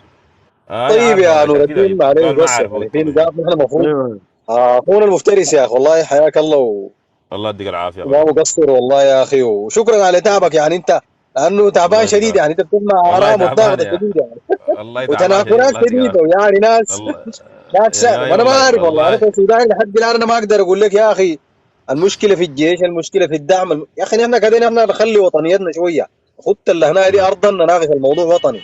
احنا ما دارين نناقش نعم موضوع الجيش، موضوع الدعم السريع، نناقش الموضوع الوطني اول. الناس الهم نعم يبقى هم وطني، الناس تطلع من المشكله الحاليه. احنا خلونا انه مثلا ننسى طيب انه يا اخي ده مفروض يندق، ده مفروض ينضرب، طيب ده مفروض يقتل. ما في داعي نحن نطلع لنقطه انه نحن نخرج الوضع الحالي ده الناس ترضى به، توضح المشاكل الحاصله حاليا، اسباب المشكله الحاصله حاليا وتنحل منها. نور الموضوع الدين ده الحالي وريكم انه دقيقه لازم دقيقه. نور الدين ده يا نور الدين، وري الناس دي اسباب المشكله شنو. قالوا دارين يعرفوها. طيب أولا أنا عندي تعليق، أنا عندي نعم تعليق عليه. أنا عندي نعم تعليق بسيط على غلاط الزول اللي قبل شوية اللي بيقول المسيري ده. أول حاجة أنت هسه يعني زي الزول عشان تعرف إنه الزول ده بغالط ساي، يعني ما عنده أي علاقة بالمنطق ولا الحوار ولا بيعرف حاجة زي دي ولا عنده أصلا علاقة بها. كويس؟ نعم يعني هسه زي نعم الزول اللي قبل شوية ده زول لغته ذاتها ما سودانية، هو داير يصير إنه يعمل سوداني مثلا. كويس؟ يعني نعم صح. واضح. انا نعم انا مولود في الباديه ومتربي في الباديه، نعم ما في لهجه، ما في لهجه من لهجه العطاوه. وقت نقول لك العطاوه معناه انه القبائل بتاعت العرب كلهم في دارفور. وكنت اقول لك كلمه العطاوه والجنيديين معناها شنو؟ معناها عرب دارفور كلهم انا لغتهم بعرفها. اللهجه اللي بيتكلموا بها وهي كلها واحده، يعني الفرق في كلمات معينه بس بسيطه، لكن هي كلها واحده. فما ممكن يجي واحد من اهله يتكلم وما اعرف كلامه، لا انا اعرف كلامه ولا انتوا تعرفوا كلامه، يعني ده كان من الشرك. معروفه يا نور الدين والله، هم ذاتهم عارفين كده بس طيب يكابروا على هم عارفين يا نور الدين. يلا عشان كده يا جماعه هم بيحرجوا في نفسهم. انتوا ما نعم تركزوا ايوه نحن معاهم. ما ننغاد. ايوه ايوه ايوه، نحن في انتوا حاجات الثوابت ما نقعد نتكلم فيها. ايوه ايوه، فانتوا ذاتها ما تدوهم مساحه كبيره ايوه لانه ما ايوه مفيدين، ما يا اخي مفيدين، ما هم اصلا بتستفيدوا منهم الناس حاجه. دي دقيقه ما معلش كده. متعلمين ايوه ايوه، معلش يا هنا مان، معلش توجيهنا يا من الزول جماعه. ما هنا. قادر يقول عفوا يا نور الدين معلش بس المقاطعه، من توجيهنا لك يا المفترس من هنا، توجيهنا نعم لك انا غايته توجيهي لك انا شخصي من الليله، تفضل. من اي لايف انت اللي قدام داير تعمله في الوضع الحالي نعم اللي هسه ده، اي زول نعم بيخش يتناقش معاك نقاش غبلي طوالي يقول له والله نعم ده ما محل. نعم اديه ما فلوس يعني بس. يقول لك يا اخي القبيله ابشر دي والقبيله دي والمشكله جايه من القبيله والمشكله القبيله الفلانيه عامله المشاكل دي وناس مثلا الناس نعم هنا عاملين المشاكل. أنا بس حاول الزول ده في انه انت يا اخي قول لنا احنا ما شغالين نقاش غبلي، احنا شغالين نقاش يا وطني موحد، دايرين نوحد الموضوع. انت قول لي عندك حاجه محدده ضد الدوله كامله قول لنا، عندك اخطاء شايفها في طيب الدوله كامله مثلا في نظام كامل قول لنا، لكن ما تحدد طيب لنا موضوع غبلي بس. نعم طيب ابشر انا عاوز اقوله في موضوع القبليه ده، اللي عاوز نعم اضيفه. اول حاجه يا اخواننا، ثواني بس. انتوا لو لاحظتوا اي زول عندك سؤال؟ بيدخل من الناس ديل ما عنده حاجه غير الموضوع القبلي. عارفين ليه؟ السبب نعم شنو؟ نعم سبب لانه هو شاحنينه بالموضوع ده وما بيعرف غيره. عرفتوا؟ هو ما بيعرف اي حاجه غير كده. كويس؟ فعنده اي نقاش هو داير يحوله لقبلي. اي مشكله حاصله، اي حدث حاصل نعم في الساحه دي، في الساحه بتاعت القتال، هو برضه داير يحوله نعم ايوه لقبلي. هو داير يخش المخرج، داير يخش هو المخرج بس شنو؟ هو داير بس يحول الموضوع ده لقبلي لسببين: عشان يلقى دعمي، وعشان يثبت الناس انهم ما يتخارجوا من المعارك والقصه دي. ده السبب والمقصد من الحاجه دي. كويس؟ يعني هو داير انه كل الرجيقات يجوا يقاتلوا معاه، فبيشوف انه الرجاقات ديل ما ممكن يقاتلوا معاه ما لم شنو؟ ما لم يقول لهم الموضوع ده قبل. المسيريه الغيرهم البتاع كل القبائل داير يوريهم ويوصل لهم رساله انه الموضوع ده قبلي، تعالوا قاتلوا معانا. ده نعم الموضوع. في حدث حصل في اظن امس ولا اليوم، انا ما متاكد، انا وصلني الفيديو اليوم بتاع العسكري اللي ذبحوه اللي تابع للدعم السريع. نعم شفناه ايوه شفتوه؟ شفنا نعم الفيديو. ايوه يا التعليق شباب التعليق من قبل هؤلاء الناس كله قبلي كان وتحويل نردد الموضوع ده. خليني اكمل. نردد معلش انا عندك المساحه بعدين تتكلم. خليني انا اعلق على الموضوع ده اي بس لانه دقيقتين عشان هو اخونا الفوق مناسب، ده هو دقيقتين مناسب مع عشان اخونا الفوق ده. النقاش. خليني نعم اعلق على نعم الكلام ده نعم لانه هاي مناسب. دقيقتين دي عشان اخونا الفوق ده قاعد عشان عنده يكون كلام، نديك الدقيقتين كده طيب عشان اخونا الفوق ده. طيب تفضل طيب تفضل. الزول ده تم قتله بالطريقه دي وذبحه، وشفنا الكلام ده. العسكري ده اذا كان تابع للقوات المسلحه وتاكدوا منه انه تابع للقوات المسلحه، الحاجه اللي عملها دي غلط ومخالفه للقوانين ومخالفه للاعراف ومخالفه لكل حاجه. كويس؟ ده موضوع، ده براو. وكونك انه انت تحول الموضوع ده لقبلي، ده موضوع براو. علاقه القبليه بقتل العسكري للعسكري شنو؟ ده الناس تلاقوا في الميدان وتقاتلوا، ده جا ضبحوا باسم القنبله، يعني باسم القبليه، عرف قبيلته شنو بعد ذاك ضبحوا. ها؟ ولا دي شنو يعني القصه المرضى بتاعت القبليه دي؟ يعني اي حاجه انت يقول ضبحوا على اساس عنصري. يا اخي ضبحوا لانه لاقاه في الميدان، انه قتل زملائه، انه غضبان منه وما قدر يمسك نفسه عند الغضب والى اخره. كان سواها واحد من الدعم السريع ولا سواها واحد من الجيش، في النهايه هي حادثه وغلط، واي زول بينكرها. ده موضوع براو. وكونك انت داير تحولها لقبلي ما عندك دليل. دليلك شنو؟ كان انا سالتك انت انه هو الزول ده وقت جا بيضبحوا في الفيديو ده بالذات، انت دليلك يا هو الفيديو ده الزول ده جا ضبح الزول ده، لكن ما قال ده الرزيقي ده خليني اضبحه او المسيري ده عشان هو مسيري ولا رزيقي انا بضبحه. ما قال الكلام ده. جا ضبحوا، لقاه في المعركه وضبحوا بغض النظر عن اي سبب ثاني. ليه انت نعم داير تمشي الموضوع ده قبلي ليه؟ نعم انا خلاص يا نور بسال الدين في واحد دقيقتين من انتهت. طيب دقيقتين انتهت طيب خلاص بعدين خليهم يردوا تفضل على اخونا ضيف. كلامي، خليهم يردوا. ابشر بجيب لك. ابشر ابشر تفضل اخونا. الله يعزك يا الله غالي. يديك العافيه. الله يديك الله العافيه. يكرمك. تفضل والله تفضل. بس بتاعك ده يعني بوعي الناس جدا، نعم وده الله يديك. حاجة مهمة في الفترة دي، إنه الحرب نعم والجنجويد يعني ناس مجرمين وبيقتلوا أهلنا في دارفور، في الجنينة، في كل أنحاء السودان يعني. نعم.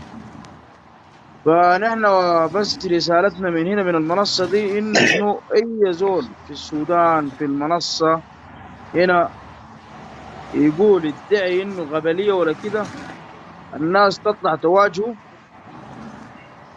إنه السودان يسع الجميع بدون قبلية بدون قبائل، يعني شنو، لا أنت زغاوي لا أنت عرب، المهم نحن كلنا سودانيين. نعم. يد واحدة نحارب القبلية دي، لو ما حاربناها نحن من الداخل وفينا وبالبثوث بتاعت الوعي والفكر ما حنمشي لقدام. لأنه لو مسكنا في القبلية دي السودان ده كله هيمشي لحروبات أهلية وقبلية وقبيلتي وقبيلتك، والموضوع هيجر.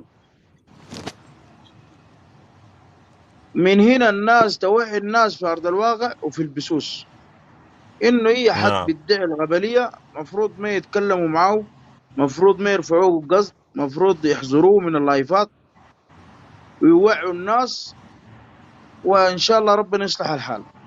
ان شاء الله ان شاء الله ان شاء الله. إن شكرا شاء الله. شكرا من اخوي. هنا شكرا. نرسل رسالتنا لجميع أهل السودان، إن شاء الله ربنا يصلح الحال ويرجع سودان الحبيب إلى أفضل بلد في العالم إن نعم. شاء الله. شكرا شكرا لك. شكرا تسلم. الله تفضل يديك الوحش. العافية. الوحش تفضل. الوحش تفضل. طيب مساء الخير عليكم يا شباب. عليكم وانا السلام متابع ورحمة بس الله. انا متابع بس والله من قبل وسعيد جدا والله باللقاء بتاع اخونا نور الدين وكلامه اللي قاعد يقوله ده، لان احنا اساسا يعني اغلبيه الناس منتظره كان يعني زول يطلع من عفوا من القبائل دي يتكلم يعني يوضح يعني الحياه اللي وضحها اخونا نور الدين. طيب السلام عليكم. جزاه الله خير. عليكم السلام. منتصر بس دقيقة معلش. منتصر بس ثانية بس. منتصر بس. ويشكر على منتصر بس دقيقة. نعم تفضل. انا في الحقيقة عندي بس عندي اسئلة يعني ليكم انتوا الاثنين حاطرحها وحنزل طوالي على اساس انكم عفوا تواصلوا في اللايف، لانه والله شوية كده تعبان. طيب نعم تفضل. اول حاجة بالنسبة للناس اللي قاعد تطلع كلها وقاعد تتكلم مع الاخ نور الدين، واضحة من قبل يعني انا متابع اللايف من قبل، يعني اغلبية الناس دي حتى طريقة لهجتها ما سودانية وبيخشوا بينقضوا في الموضوع ده، وهو زول بيتكلم باسم القبيلة حقت الرزاقات دي وعارف طريقة لهجة اهله كما قال يعني، ودي حاجة يعني ما مختلف عليها اثنين. طيب احنا كلنا عارفين انه في ناس معينة ورا الموضوع ده عاوزة تلعب في الوقت ده بالذات على النسيج الاجتماعي السوداني عشان تلعب في موضوع القبائل وموضوع العنصرية، لأنه الموضوع ده شارب على النهاية زي ما كلكم عارفين الموضوع ده. نمرة اثنين، احنا كشعب سوداني هسه حاليا مطلوب مننا شنو؟ طيب اتجاه القوات المسلحة أو جيشنا اللي احنا كلنا مصطفين وراه في الوقت الراهن الأسي ده. ما في جيش ما ممكن ما يكون محتاج للدعم من شعبه. الدعم ده ما شرط انه يكون دعم مادي يعني. نعم. ما شرط. نعم. اكيد انتم فهمتوا كلامي ده يعني. كل في نعم. في في في, في دول كثيره قامت فيها ثورات وقامت فيها حاجات زي الجزائر وغيره وغيره وغيره. نعم. 90% من نجاحاتها كانت من الشعب. الشعب ايوه. الشعب بالضبط. والجيش السوداني حاليا ال 45 مليون احنا كلنا الجيش.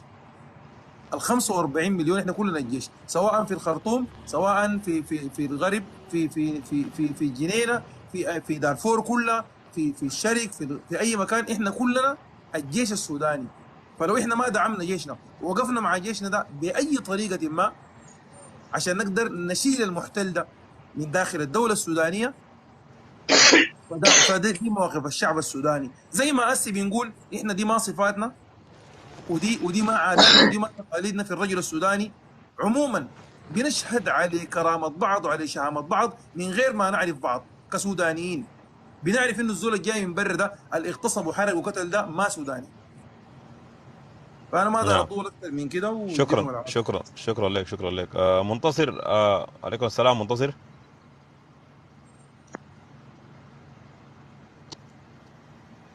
مرحبا منتصر. منصور. السلام عليكم.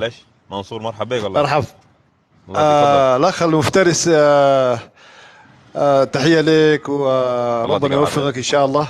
امين. الله الله يديك العافيه. يكرمك ويكرم ضيوفك كمان، الله يديك وأخص العافيه. بالأخص الأخ نور الدين، كلام يسلج الصدر والله. التحية نعم له، نعم. وتحية الله يديك العافيه. لجميع قبائلنا الموجودة في الجيش. الجيش ده يا اخواننا عبارة عن كل القبائل موجودة فيه، يشهد الله نعم صحيح، نعم وما ننكر ذلك. لكن قضية القبلية دخلوها لنا، اصلا الحرب دي يا اخواننا. اخ نور الدين انت معاي في الحتة دي، ارجو انك نعم تكون متابعني. قاعد متابع. اي قاعد قاعد. قصة مرحبا. القبلية دخلوها دي عبارة عن نبت شيطاني لتفرقة. انت جعلي، انت شمالي، انت جنوبي، وده كده. وتفرق العنصرية دي عبارة عن نبت شيطاني نعم لبس الفتنة، نعم لكي تلقى الأعداء تلقى نصيبة في الكيكة بتاعت السودان. السودان ده فيه ما شاء الله كيكة عبارة عن موارد ضخمة، نحن ما نعم مستفيدين صح. منها، نعم استفيد منها الأعداء أكتر. وهسه الحرب دي من فوائدها إنه ظهرت لنا الحتة دي، الاعداء. وحدت نعم السودانيين وخلت الذهب من التراب شنو. صح فأسأل الله اكيد. يعني ربنا يصلح حال السودان، ويولي من يصلح، يعني يقدم السودان ده لقدام، والناس تستقر في كل القبائل. كل القبائل تلقى نصيبة في الحتة دي، لا شرقية امين. ولا غربية ولا قبلية. جزاكم نعم الله بارك الله. خير وللفرصة، وأدي الميكروفون لأخونا نور الدين يكمل.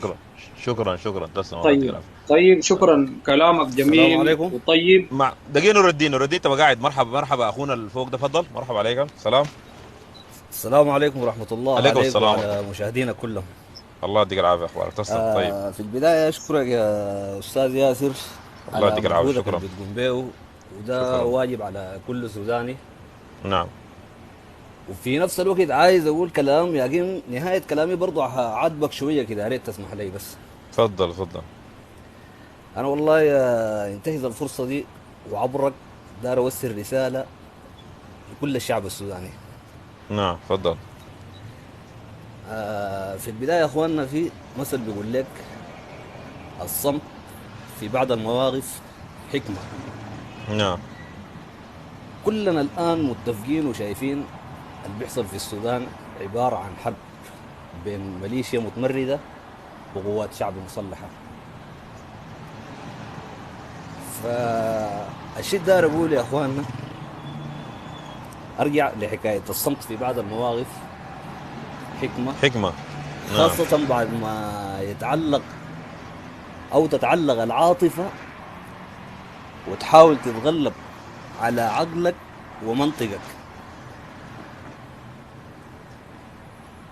فهنا الصمت أنا أشوف أفضل، نعم وأحب الصامتين وأقدر الصامتين، خاصة عندما تتعلق العاطفة في مثل هذه الجوانب ما تعرف اليوم بالغبلية.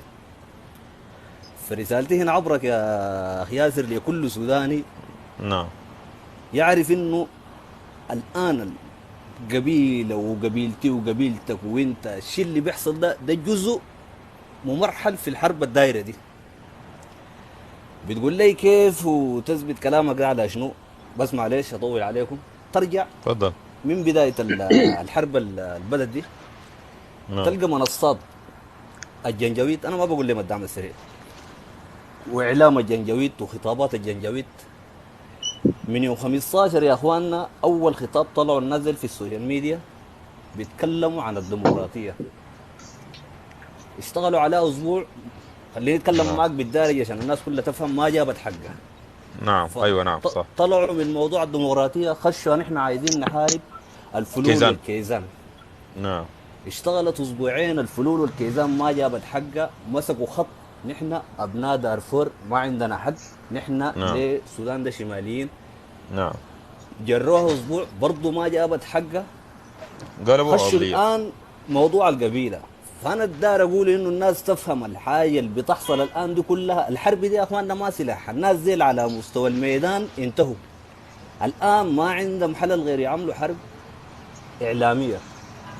فاريت الشعب يكون فاهم ويكون اكبر من قوى الحريه والتغيير واكبر من الناس اللي بتدعم الميليشيا ما تتجرأ زي الحاجات دي.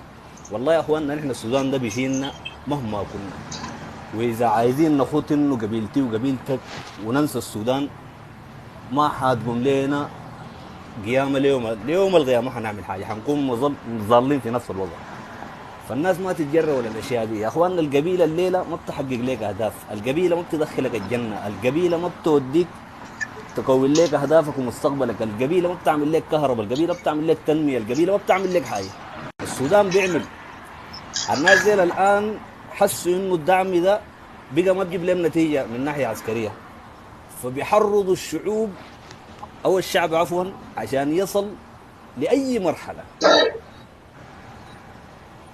يوصلوا صوتهم عايزين يهزموا الجيش ده باي طريقه. فهذه من الناحيه الثانيه عشان انا ادي فرصه لغيري يا استاذ ياسر. بس شكرا عايز الومك انت بس معلش. ابشر ما في مشكله، تفضل. اسمح لي بس انا بلومك تفضل. وبعاتبك يا ياسر. انا بتابع طبعا لايفك ده من بدري. نعم. يعني انت الليله ياسر عندك قبول ما شاء الله. نعم الله يديك العافيه. وعندك متابعين. فنحن في الوقت نلقى منصه زيك انت واحد داعم بحب وبوفاء وبولاء للوطن. فالناس بتحضر له. الشيء داير منك اقوله لك يا اخوي ياسر وانت عارفه، بس انا حاذكرك بعد تلقى واحد قبل بتذكر كلامي، واحد اسمه محمد صالح مين كده كان دخل معاك جيست، وانا من ضمن الناس بكتب لك بقول لك يا اخي ده حاطط نزله. ايوه ذكرته. نعم اتذكرته. ده كان اول حاجه بدا لك من بدايه خطابه. نعم. بيتكلم في الغاده بتاعنا أنا. والله فعلا انا ما اشوف انا وبيحاول معلش يا ياسر معلش. ايوه نعم. فبيحاولوا نعم. بيستغلوك يا ياسر، ما جايين يناقشوك انت ولا جايين يوضحوا لك نقطه معينه. نعم. عندهم حاجات داير يمرروها، رساله عايزين يوصلوها نعم. عبرك. نعم انا عارف. ايوه نعم. فانا دايرك يا اخوي ياسر ما تدي فرصه. نعم. اول ما تحس واحد بهين في الجيش السوداني، بهين في القيادات السودانيه، بيتكلم عن النزاع القبلي، ده ما تدي فرصه عبرك، ده طوالي تنزله. ابشر ويكون موضوعك انت ابشر يعني الوطن والقوات المسلحه. وشكرا لك كثير للمره الثانيه. شكرا يا غالي. شكرا لك. شكرا لك. ديك الف السلام عليكم. نعم عليكم السلام ورحمه. يا ياسر المفترس الليله ما في جنجويد نضجل به ولا شنو؟ والله ما فيها. كان عندنا اخونا قبيل كان كلام جميل اسمه نور الدين ده، والله كان مساء الله مرحب. تفضل بك. ما لحقت. المهم نحن منصه القسم نرجع فيها كلمتين كده. نعم ابشر. وبنبقى مكلمين. الملاحظ من اللايفات بتاعت اللي هو الجنجويد الرباطه في البدايات بيجي في الاسبوع الاول انه دي جايين بالديمقراطيه. الناس دنجوا الحنك ده بقى يجيك باجنده ثانيه. بعد شويه لما فتح باب في الجنينه قال نحن نازل، نحن من الغرب، نحن ناس دارفور ذاتنا تمام، ونحن مظلومين وقعدوا يبكوا ويسكلوا. فالناس دي كل يوم نحن يعني الناس وقعت لهم تماما. فهسه الناس بقت توجهها واحد، نعم التوجه بقى واحد. الناس مع خط الدفاع الاول اللي هو الجيش تمام. اي كلام ثاني يتقال يا هو ما في محله. لما يتصفوا الناس دي بعد ذاك الناس تتفق تختلف سودانيين في بعضهم، ما دام انه في اللي هم انا حاليا شوف انا بقول الجنجويد اللي قاعدين هسه قاعدين بيتكلموا اللي بيعرفوا يفكوا الخط دي، خليك من الجنود اللي في الساحه دي. بالنسبه لمقتل الوالد الله يرحمه ويجعله من الشهداء، الله يرحمه، كان معاهم اللي هو مدير العمليات هناك بتاع الدعم السريع، واحد فكاه بكرسي تمام. في حاجات بسيطه بتبين لك يعني انه تقرا الموقف. الناس دي الميليشيا دي خلاص طلعت برا الكنترول، اوت اوف كنترول. ليه؟ لان الميليشيا ما عندها مبادئ. يعني الزول ده يمكن عبد الرحمن جمعه ده ولا اسمه نو ده يمكن ما انا باكد لك انه ما كان داير ما دايرين يصفوه، لكن ديل الطير ديل مع ميليشيا بقت السياسي هم بيجوا ماشيين زي الغنم. ايوه يعني ممكن اقدم واحد فيهم يمشون، ما عندهم قاده في الميدان، ده مؤكد تماما. ايوه نعم. ما هو زي ما قال لك نور الدين ده قال لك ما يعني هم ما بيحترموا القائد بتاعهم ذاته زي ما قال لك. ما بيحترم القائد، ما ماليش هو تربى على شنو؟ هو نعم زي ما قلت فعلا كلامك، معلش ما مقاطع على كلامك، انه زي ما قلت الولايه ما داير يقتلوا، لكن زي ما قلت قتلوا الهمجيين ديل المعاو ديل الغنم ديل، لانه واحد انت كان لاحظت القائد سايقه واحد ضربه بالكرسي. والله شوف انا أيوة. بقول لك المروسين الفوق لعبد الرحمن جمعه ده انا متاكد بيكونوا زخوا زخ شديد جدا في الجنه، لانه دي عمليه ما بيعملها زول عاقل، عرفتها؟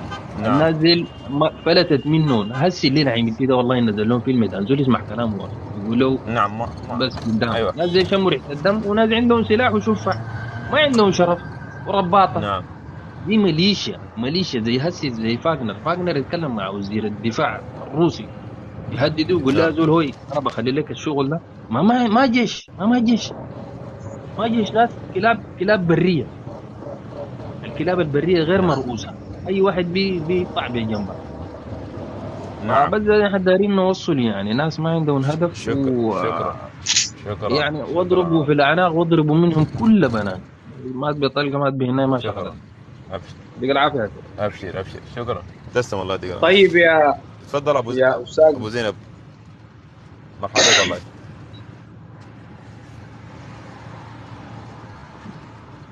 ابو زينب مرحبا بك يا ابو زينب. يا هلا والله المفترس، اخبارك وصحتك؟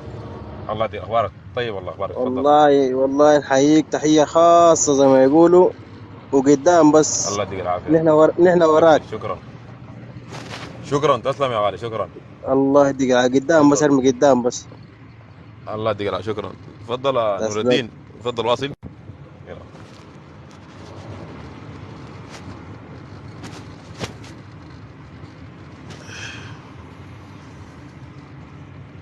نور الدين قدم تاني نور الدين.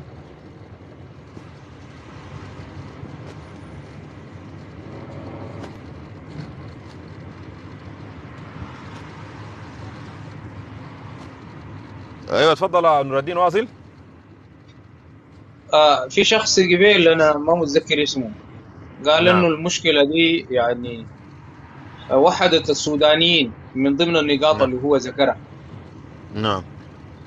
فانا بوافقه في الراي وبضيف على كلامه ده، بقول له انه وحدتهم وفيها خير لهم، فيها خير للسودانيين، لانه عسى ان تكرهوا شيئا وهو خير لكم، وعسى ان تحبوا شيئا وهو شر لكم، والله يعلم وانتم لا تعلمون، وعسى ان تكرهوا شيئا ويجعل الله فيه خيرا كثيرا. لاحظ ما خير شويه، لا خير كثير. وهو ذكر قال انه الحكايه يعني فيها غربله في معنى كلامه. نعم الحكايه تغربلت وتميز الخبيث من الطيب، واي زول عرفوه على حقيقته، والبلد حتمشي على هذا الاساس، على اساس انه ده عدو معروف، الناس حتعرفوا انه ده عدو، وده عنده هم الوطن والبلد. نعم. احنا ما دايرين هؤلاء السفلة اللي بيتهمونا بالمأجورين والمدفوعين والغيره، ما دايرين منهم تزكية ولا دايرينهم يؤمنوا بينا ولا يحترفوا بينا.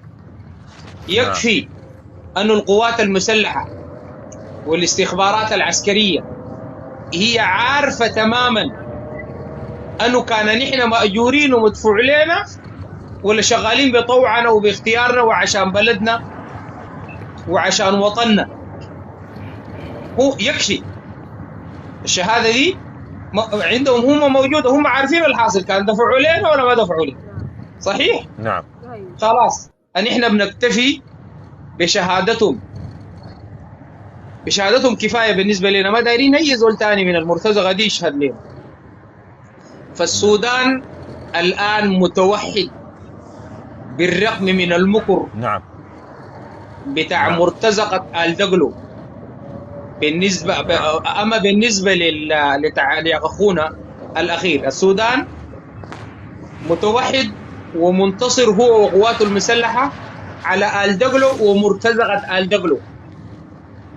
الكلام ده منتهي، وبإذن الله تعالى الناس حتشوفوا على أرض الواقع في الأيام المقبلة.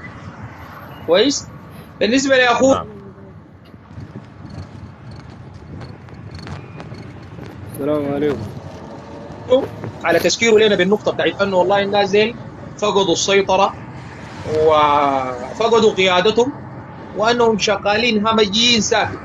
أنا بوافقه تماما أنه لو جاء محمد حمدان هسه قدامهم ما حيقدر يسيطر عليهم، لأنه الشغلة فلتت وتجاوزت محمد حمدان دقلو، فلتت وتجاوزته. كويس؟ نعم. الحاجة الثانية، نعم. معظم الناس، معظم الملايش هي ما سأل في محمد حمدان دقلو ولا سأل في الدعم السريع. دي الناس مجرمين عصابات. نعم. عاوزين ينهبوا وعاوزين يسرقوا وعاوزين يغنموا. معظمهم ما هم ذاته ما عندهم، هم ذاته ما فاهمين أي حاجة في القصة دي، ولا بيعرفوا أصلا حاجة اسمها ديمقراطية، ولا بيعرفوا كيسان، ولا بيعرفوا كل الاتهامات. ممكن يعرفوا الغبلية، يقول لهم والله الزول ده عدوكم ساي كده، ممكن يعرفوها الحاجة دي بالفطرة بتتعرف، لكن القصص دي كلها هم ما بيعرفوا عنها حاجة ولا عندهم علاقة بها أصلا. يعني شو ديمقراطية؟ الكيزان لا ديمقراطية ما بعرفوها فعلا، ما بعرفوها، ما عندهم، ناس بسطة جدا ما عندهم علاقة بالقصة دي، مسكوهم الكلمات دي وبقولوها بس. لو كانوا بيعرفوا فعلا الكلام ده، بيعرفوا حقيقته، يا أخي ما في زول بيقاتل لأسباب تافهة زي دي. يعني هسه ده منو اللي بيموت في حاجة اسمها ديمقراطية؟ يعني شنو الله بعدين تقول لي الله شنو؟ لو كنت بتعرف الله وبتعرف الحساب تقول لي الله أنا والله هسه عجيتك هنا ده ميت عشان داير يجيب الديمقراطية ويحكم ياسر عرمان وسلك والشيوعية دي، شلة الشيوعية الشماشة دي، ده تجي تقول لي الله الكلام ده يعني؟ هم قالوا حميتي ما داير يحكم، قالوا حميتي ما داير يجيب لهم الديمقراطية وفي المدنيين. ما أنا قلت لك يعني، ما هم قالوا حميتي ما داير يحكم، قالوا دايرين يجيبوا الديمقراطية، والديمقراطية دي بتتمثل في شنو؟ في الجماعة ناس ياسر عرمان وسكران اللي هسه تخلوا عنهم. نعم. سمعتوا حديث ياسر عرمان؟ سمعتوه ولا ما سمعتوا؟ نعم سمعناه. قال سمعتوه اتبرأ منهم ولا ما اتبرأ منهم؟ نعم اتبرأ ايوه. نعم. في كم خطاب؟ يلا طيب ده الزول اللي هم بيقاتلوا عشان دايرين يجيبوا بيه الديمقراطية. كويس؟ اي كلمة قالوها طلعت مرتدة عليهم، اي وهمة مسكوهم فيها بقوا في الطريق اللي بتمرقهم منها. نعم. قالوا زي ما ذكر اخونا ده، قالوا الديمقراطية ما ضبطت لانه لقوا كلمة الديمقراطية دي ما بتجي يعني ما بتجي معاهم، والحاجة ما بتجي معاهم وما فهموها ذاتها. لا اجيب قبل ما يبقى، لا اجيب قبل الفلول ذاتها. نعم. قبل الفلول هم رجعوا للتهميش وما التهميش. نعم. التهميش، قصة التهميش وأنهم هم أبناء الهامش والشماليين انفردوا بالسلطة وما أدراك ما هذا الكلام الكثير ده. كويس؟ نعم. لقوا دي يعني قالوا أي نشيل الحكم من الشماليين وكذا. طيب يعني أنت تشيلوه من الشماليين وتدوه لمنو؟ قال بيدوه لناس كحت. لقوا كحت ذاتها شماليين، قالوا دي برضو ما جاي نخليها، دي ذاتها ما جاي. وكنت قلنا لهم يا ناس انتوا اغبياء ولا شنو؟ انتوا هسه بتقولوا الديمقراطيه والشماليين ده تناقض، دي كيف دي؟ طيب قالوا دي خليناها. مشوا وين؟ قالوا الفلول. شفت الفلول دي اكبر فريه واكبر كذبه واكبر ورطه. طلعوا انه كل الدعم السريع فلول، وما نكروا كمان كلهم طلعوا فلول. منو ما فلول؟ الربيع بتاعهم ده ولا دقيقة معلش نور الدين مقاطعك اخونا ده وقف كثير. معلش ابو نور الدين معلش، تفضل يا اخونا، ما مقاطع لك انت ما قاعد. تفضل يا اخونا وليان. السلام عليكم، كيف مساء الخير؟ عليكم السلام ورحمة الله. عليكم السلام مساء النور، الله يبارك. كيف قلتوا؟ ان شاء الله طيبين والله الحمد لله. اهلا وسهلا. مرحبا. معك عبد الحق، أخو الأخ عبد الحق من الجنينة، لكن حاليا موجود في دولة تشاد مدينة أبشة. مرحبا بك والله. أقدر أتكلم عن الجنينة يعني. تفضل. علينا الودي والله مأساوي جدا، وإنتوا أكتر ناس صوتكم بيوصل للناس. الله يديك العافية.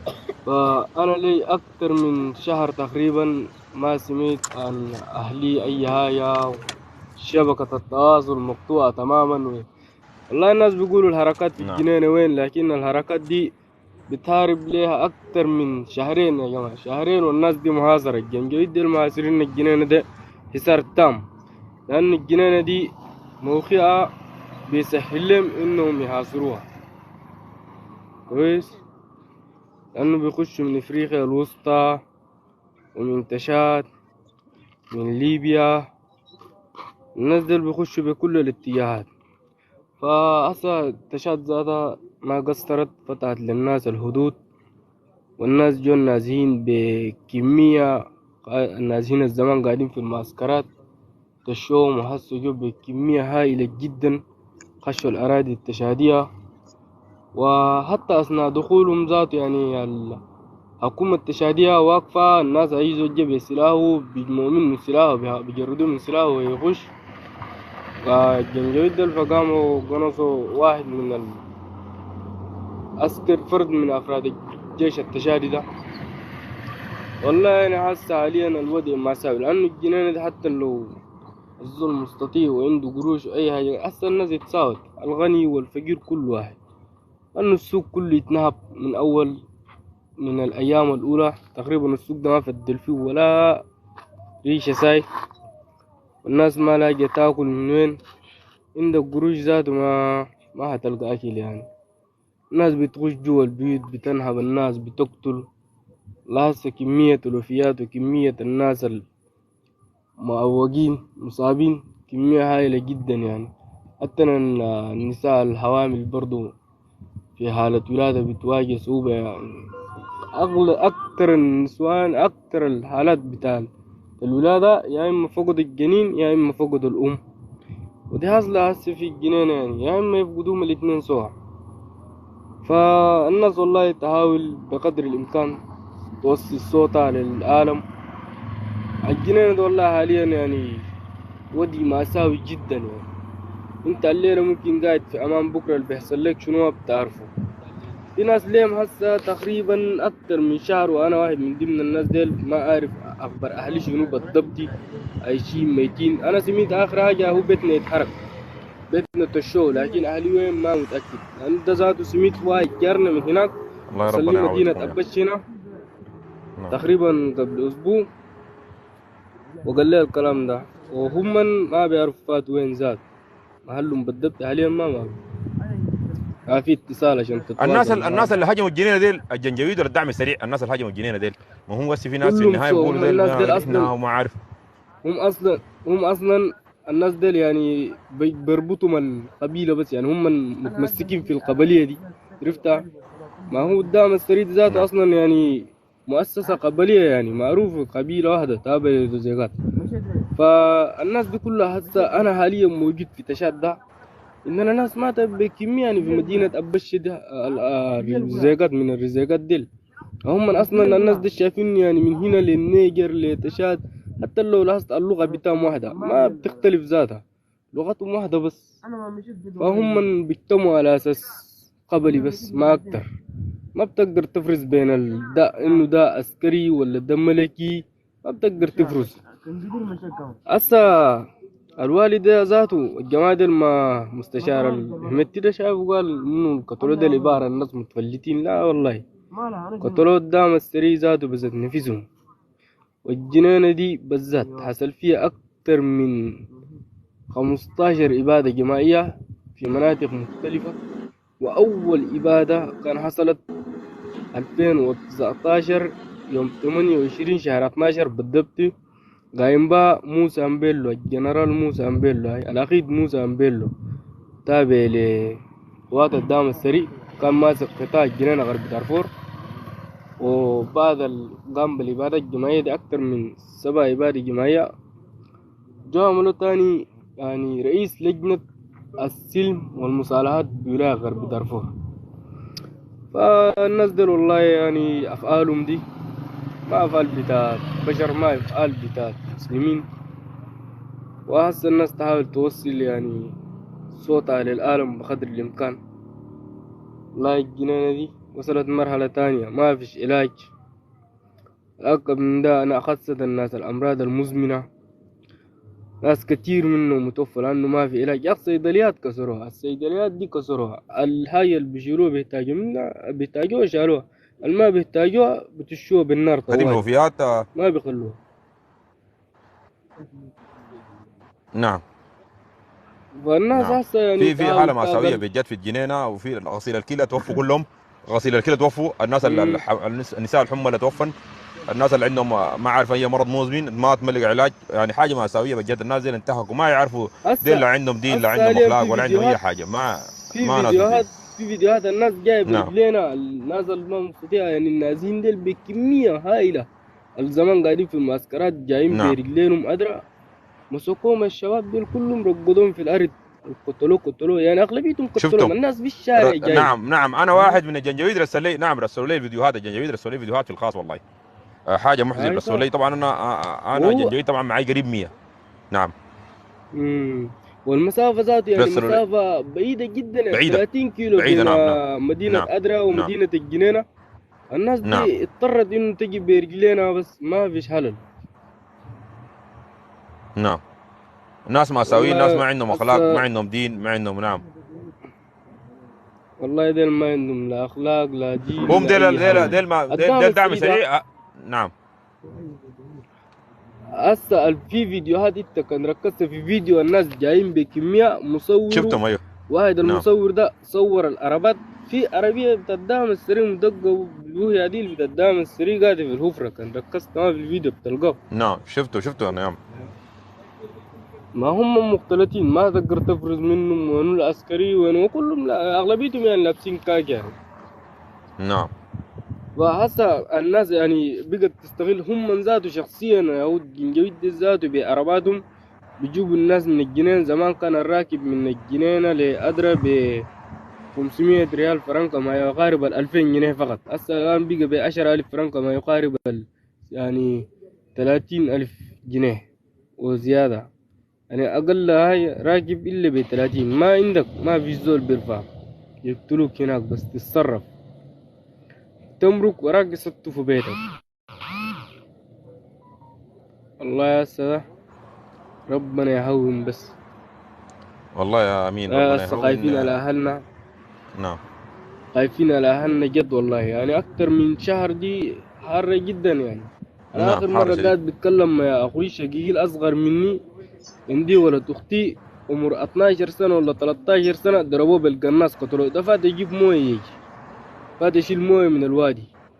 أصلا في البداية كان بيمشوا الناس الكبار بقى القناص يضربهم، وطبعا الموية ده الجبل ده بقى شوية قريب من الوادي، فالقناصين بيسهل لهم عملية القنص، قاعدين فوق في الجبل. في البداية الناس الكبار بيمشوا بيشيلوا الموية، بيجوا بقى بيضربوا الناس الكبار. الناس نعم. الكبار وقفوا بقوا برسلوا النسوان ذاته بيستهدفوهم، وبقوا برسلوا الشفة. حتى الشفة بقوا مستهدفين. يعني الحمار ده يشدوا الموية جاي، الحمار ذاته يستهدفوه ما يخلوا، الحمار ذاته يضربوا. والله الحمار بهيمة ما تسلم منها. والناس في المخابر يمشي يدفنوا في المخابر ذاته، الناس دي يقنصوا. يعني في والله قناصين عديل. قناصين ديل يا هم اللي طلعوا سليب الناس ذاتها.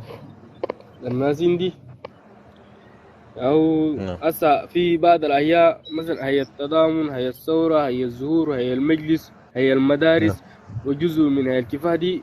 الآن يعني البيت دي قبل ما بتصلي حتى للكنائس ذات، ما في زول. الناس دي كلها نزهت تخلط ممتلكاتها. الممتلكات اللي بيستفيدوا منه هم بيشيلوه، اللي ما بيستفيدوا منه بدو نار. حتى التلقيمة فوق في الأوضة لو مدقة بيشرطوه بدو نار، ما بيخلوا شيء يعني. وبعد البيت كسروها يعني. هسه في مدرسة بقول لها الإمام الكاظم طبعا في الجنينة مننا ما بعيدة، ففي صورة صورة في تصادم بتاعت عربية بتاعت دعم السري في ولوها أديل. رموا التصادم بعد ما تشوا المدرسة بكونوا يتبادلوا أمام الجماعة دي ناس الحركات. وفات اصطدم في العمود، رمى التصادم اللي قدام بيلا وهبتاو جرى خلى التصادم بتاعه بيلا. وده ذاته بيثبت لك بأنه الدعم السريع خش في العبادات دي. هو دلائل كثيرة لكن هم بس ما بيترفوا. هسه الوالدة قاتلين هم اللي ده لو كان اصلا هما قتلوا بيقولوا الجماعة المتفلتين قتلوا ده هما يمنعهم، وهو ذات جابوا في المحل ده شنو، وهو دخلوا الغرفة. يا هو الفيديو ده كان الناس بيقول لهم من الجمعة ما عارف ده، هو دخلوا في الغرفة ذاته. نعم هو جا ماسكو. ايوه نعم هو جا ماسكو دخل الغرفة. نعم هو جا ماسكو وهم قاتلينه هو قاعد ده ما خش يعني. هو زول ليه كامل يعني، معقولة ما يقدر يعني يحمي الذل منه. طيب معلش يا ابو عليان خليك قاعد، خليه نور الدين رد لاخونا ده. ربنا يفك ربطهم يا اخي، رد له اخونا. طيب اخونا هو اسمه منو؟ ابو ليان. ابو ليان عبد الحق. نعم ابو ليان عبد الحق. السلام عليكم. أيوة. اولا حاجه عليكم السلام ورحمة. اولا حاجه انا نور الدين بريمه. ايوه تفضل. واحد من زعماء الرزيقات. ونحن بنعيش معاكم هذه المأساة دي اللي انتوا عايشينها دي، نحن بنعيش عايشينها معاكم. وما في زول في قلبه في مثقال ذرة من الرحمة أو من الإنسانية بيرضى الكلام ده. ايوه ده صح. خليك من الدين، خليك من الدين والإيمان، دي مرحلة متقدمة إنسانية بس. الدين ده هسه الخواجد في بعض الخواجد ده ما مسلمين لكن هم عندهم الإنسانية ده. أيوة ما أنا ما هسه ماشي لك في الكلام. انا ما هسه ماشي لك، انا ما ماشي لك في الكلام ده. يعني انا قلت لك في فرق، انا قلت لك في فرق بين الإنسانية والدين. الدين ده خلينا نخطه كده جنبه. لو في زول بيعرف مثقال ذرة، عنده مثقال ذرة من الإنسانية، ما بيرضى الشيء اللي بيجري في الجنينة ده. شيء منكر وحاجة وحشية وحاجة مرفوضة جملة وتفصيلا. إحنا وزعماء الرزيقات كلهم بيرفضوا الشغل الماشي ده. وما تقول لي مبيلو خليني اكمل بعدين. انت عاين خليني اكمل انت بعدين رد علي ما مشكله. نعم امبيلو ولا غيره ديل ما زعماء الرزيقات، ديل ما زعماء، ديل ماليشيا بتاعت محمد حمدان. ومحمد حمدان ده ما بيمثل الرزيقات ولا عينوا الرزيقات ولا الرزيقات قالوا له امشي سوي الكلام ده. ده الشيء الاول.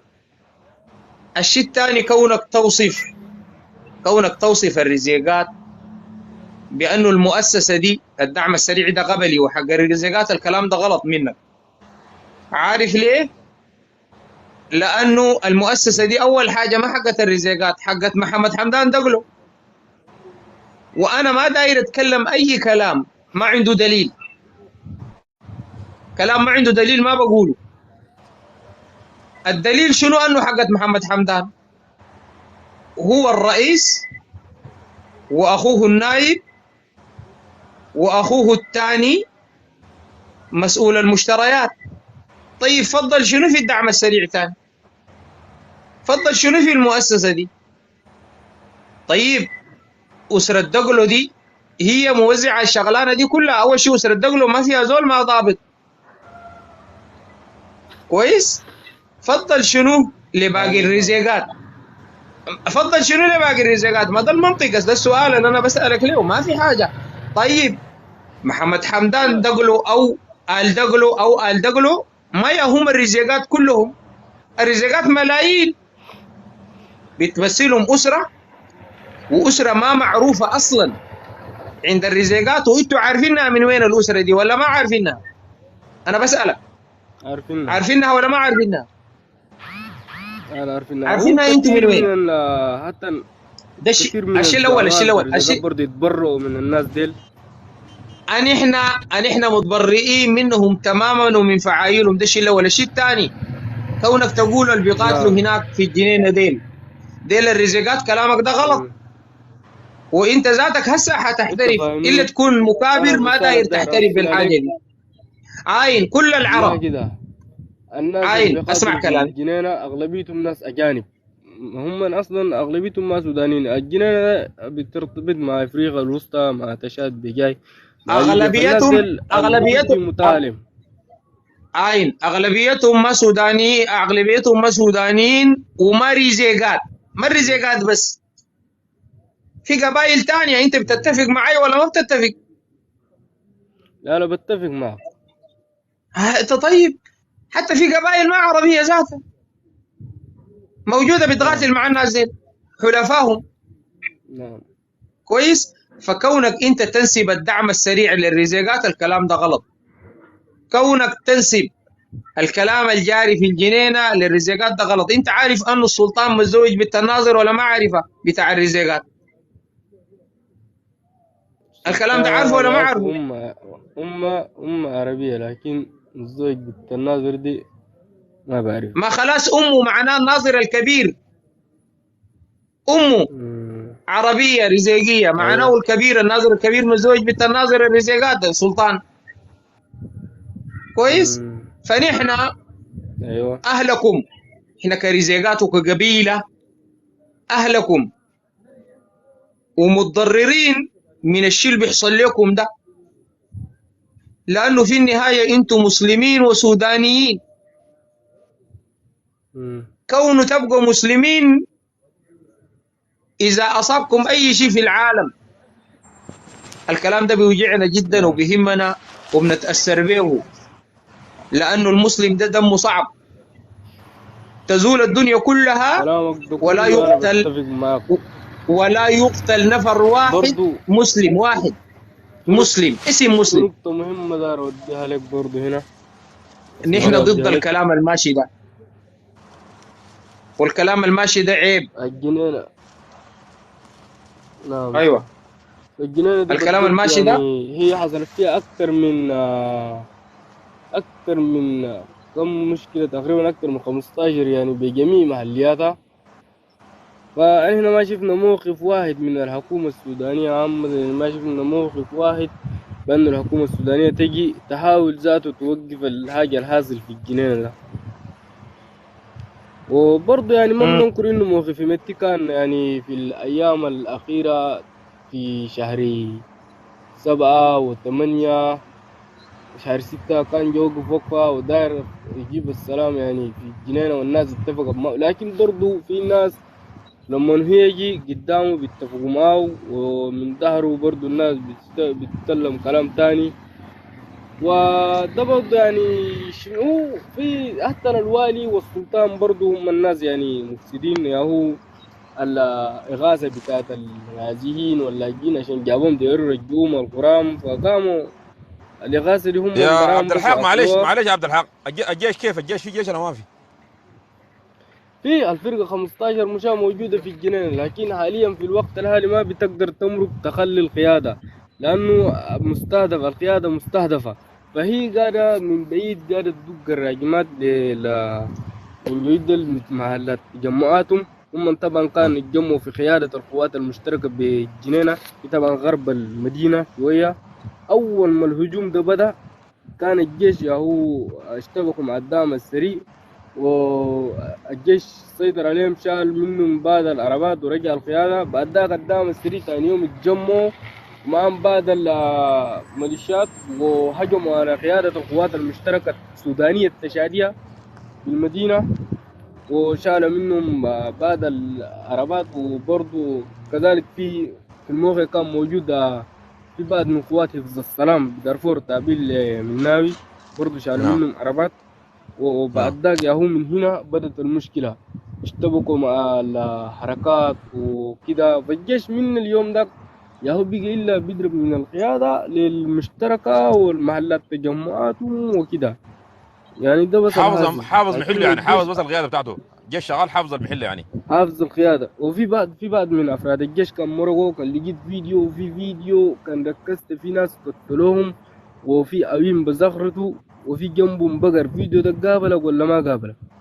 ما لاقاني والله، ما اظن تقول متذكر يكون لاقاني ولا لاقاني، ما متاكد. الفيديو ده أنا عندي ليه، شفت الفيديو ده في 25 أفراد، هم أكثر كثيرين كان من الجيش مرقوا ماشيين مخيل الحدث، معاهم دبابات ومعاهم عربات، ولا هم ماشيين بنك السودان أصلا. بنك السودان يهرسوا بنك السودان، ثاني يوم يشيلوا القروش يودوا القيادة. والبنك كان بعيد من القيادة على بعد 7 كيلو على ما أعتقد، فهجموا عليهم قتلوا منهم 25 فرد. ديل هو في حي بيقول له حي النسيم، والهجم قتلوا من عليهم الجيش ولا ديل الدعم السريع؟ يعني قتلوا من الجيش، غدروهم غدر، عملوا فيهم كمين، قاتلين 25 فرد من الجيش، والباقي انسحبوا. منهم من رجعوا القيادة، القروش. طيب ومنهم القروش من شالوا شالوا منو؟ الدبابات.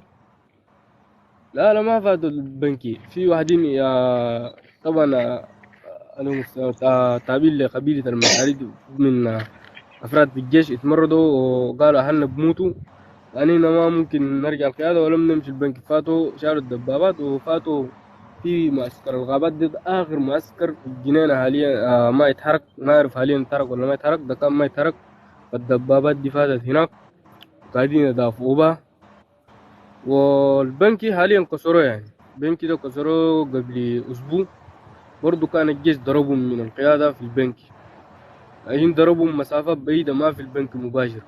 وفي بعض الفيديوهات برضو بتوضح الناس ديل، يعني حتى إننا مجمع السلطان تاع الدين الطبي أكبر مستشفى بالولاية على مستوى الولاية، برضو يعني خشوا جوا بتصوروا بكل افتخار. يعني الهازل ده كله خراب للدمار للولاية، ويعني الناس اللي بتموت دي أغلبيتها أبرياء.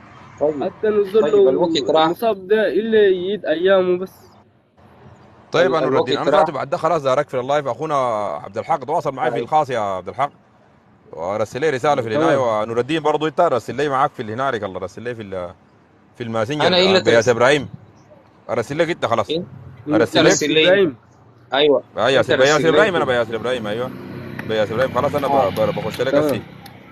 انا بياس طيب ابراهيم يا عبد الحق. بياس ابراهيم اتفضل. إنياس إبراهيم. انا انا بياس داير ابراهيم. انا اول شيء عاوز اقول تمام. لاخونا أنا ده، انا بياس عاوز ابراهيم. اقول انا لاخونا بياس ابراهيم عبد الحق في الماسنجر. تمام. انا نعم عاوز اقول لعبد الحق، نعم عاوز اقول له تفضل. انه زعماء الرزيقات كلهم بيرفضوا نعم. الشيء الجاري في الجنينة، وكلهم متأثرين نعم. ومتأسفين على الشيء اللي بيحدث في الحاصل في الجنينة، وهم ساعيين نعم. الآن زعماء الرزيقات ساعيين في أنهم يوقفوا نعم. الشيء الجاري ده، لأنه الشيء الجاري ده شيء عيب كبير وحرام، وما في داعي نعم. له أصلا. يعني ما في سبب بيخلي الناس المسلمين يموتوا بالشكل ده ويقتلوا ويمثلوا. الكلام ده يعني عيب كبير جدا. فنحن نعم. ضد الكلام ده، في أنه ناسنا وأهلنا وأولادنا اللي هم بيتبعوا للرزاقات أنهم يطلعوهم من المشاكل دي. وقبل في واحد الغريبة زول نعم بليد جدا، يعني الواحد بيتكلم كلام وبينقضه. قال أنه نعم. قال في مخطط. يعني شوف ده عاوز يدين جهة وأدان نفسه، لكن المشكلة أنه الناس دي ما بتعرف هي بتقول في شنو. قال ده مخطط من الجلاء.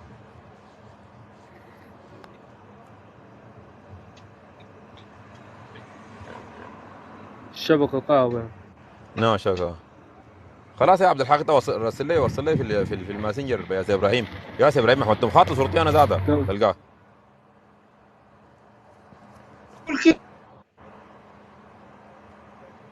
انت وقت عارفه مخطط. اوه الله يا عبد يا اخونا نور الدين، تواصل معي يا اخونا نور الدين. عشان لانه انا دارك في مواضيع كده. اخونا نور الدين انا ذاتي والله لانه عندي زمن ماشي. بكره نتلاقى بكره يا جماعه. تصبحون على خير. شكرا لكم. ربنا ينصر السودان وينصر الجنينه وعاشت الشعب المسلح وعاش الشعب السوداني. تحيه لكم. نتلاقى بكره ان شاء الله.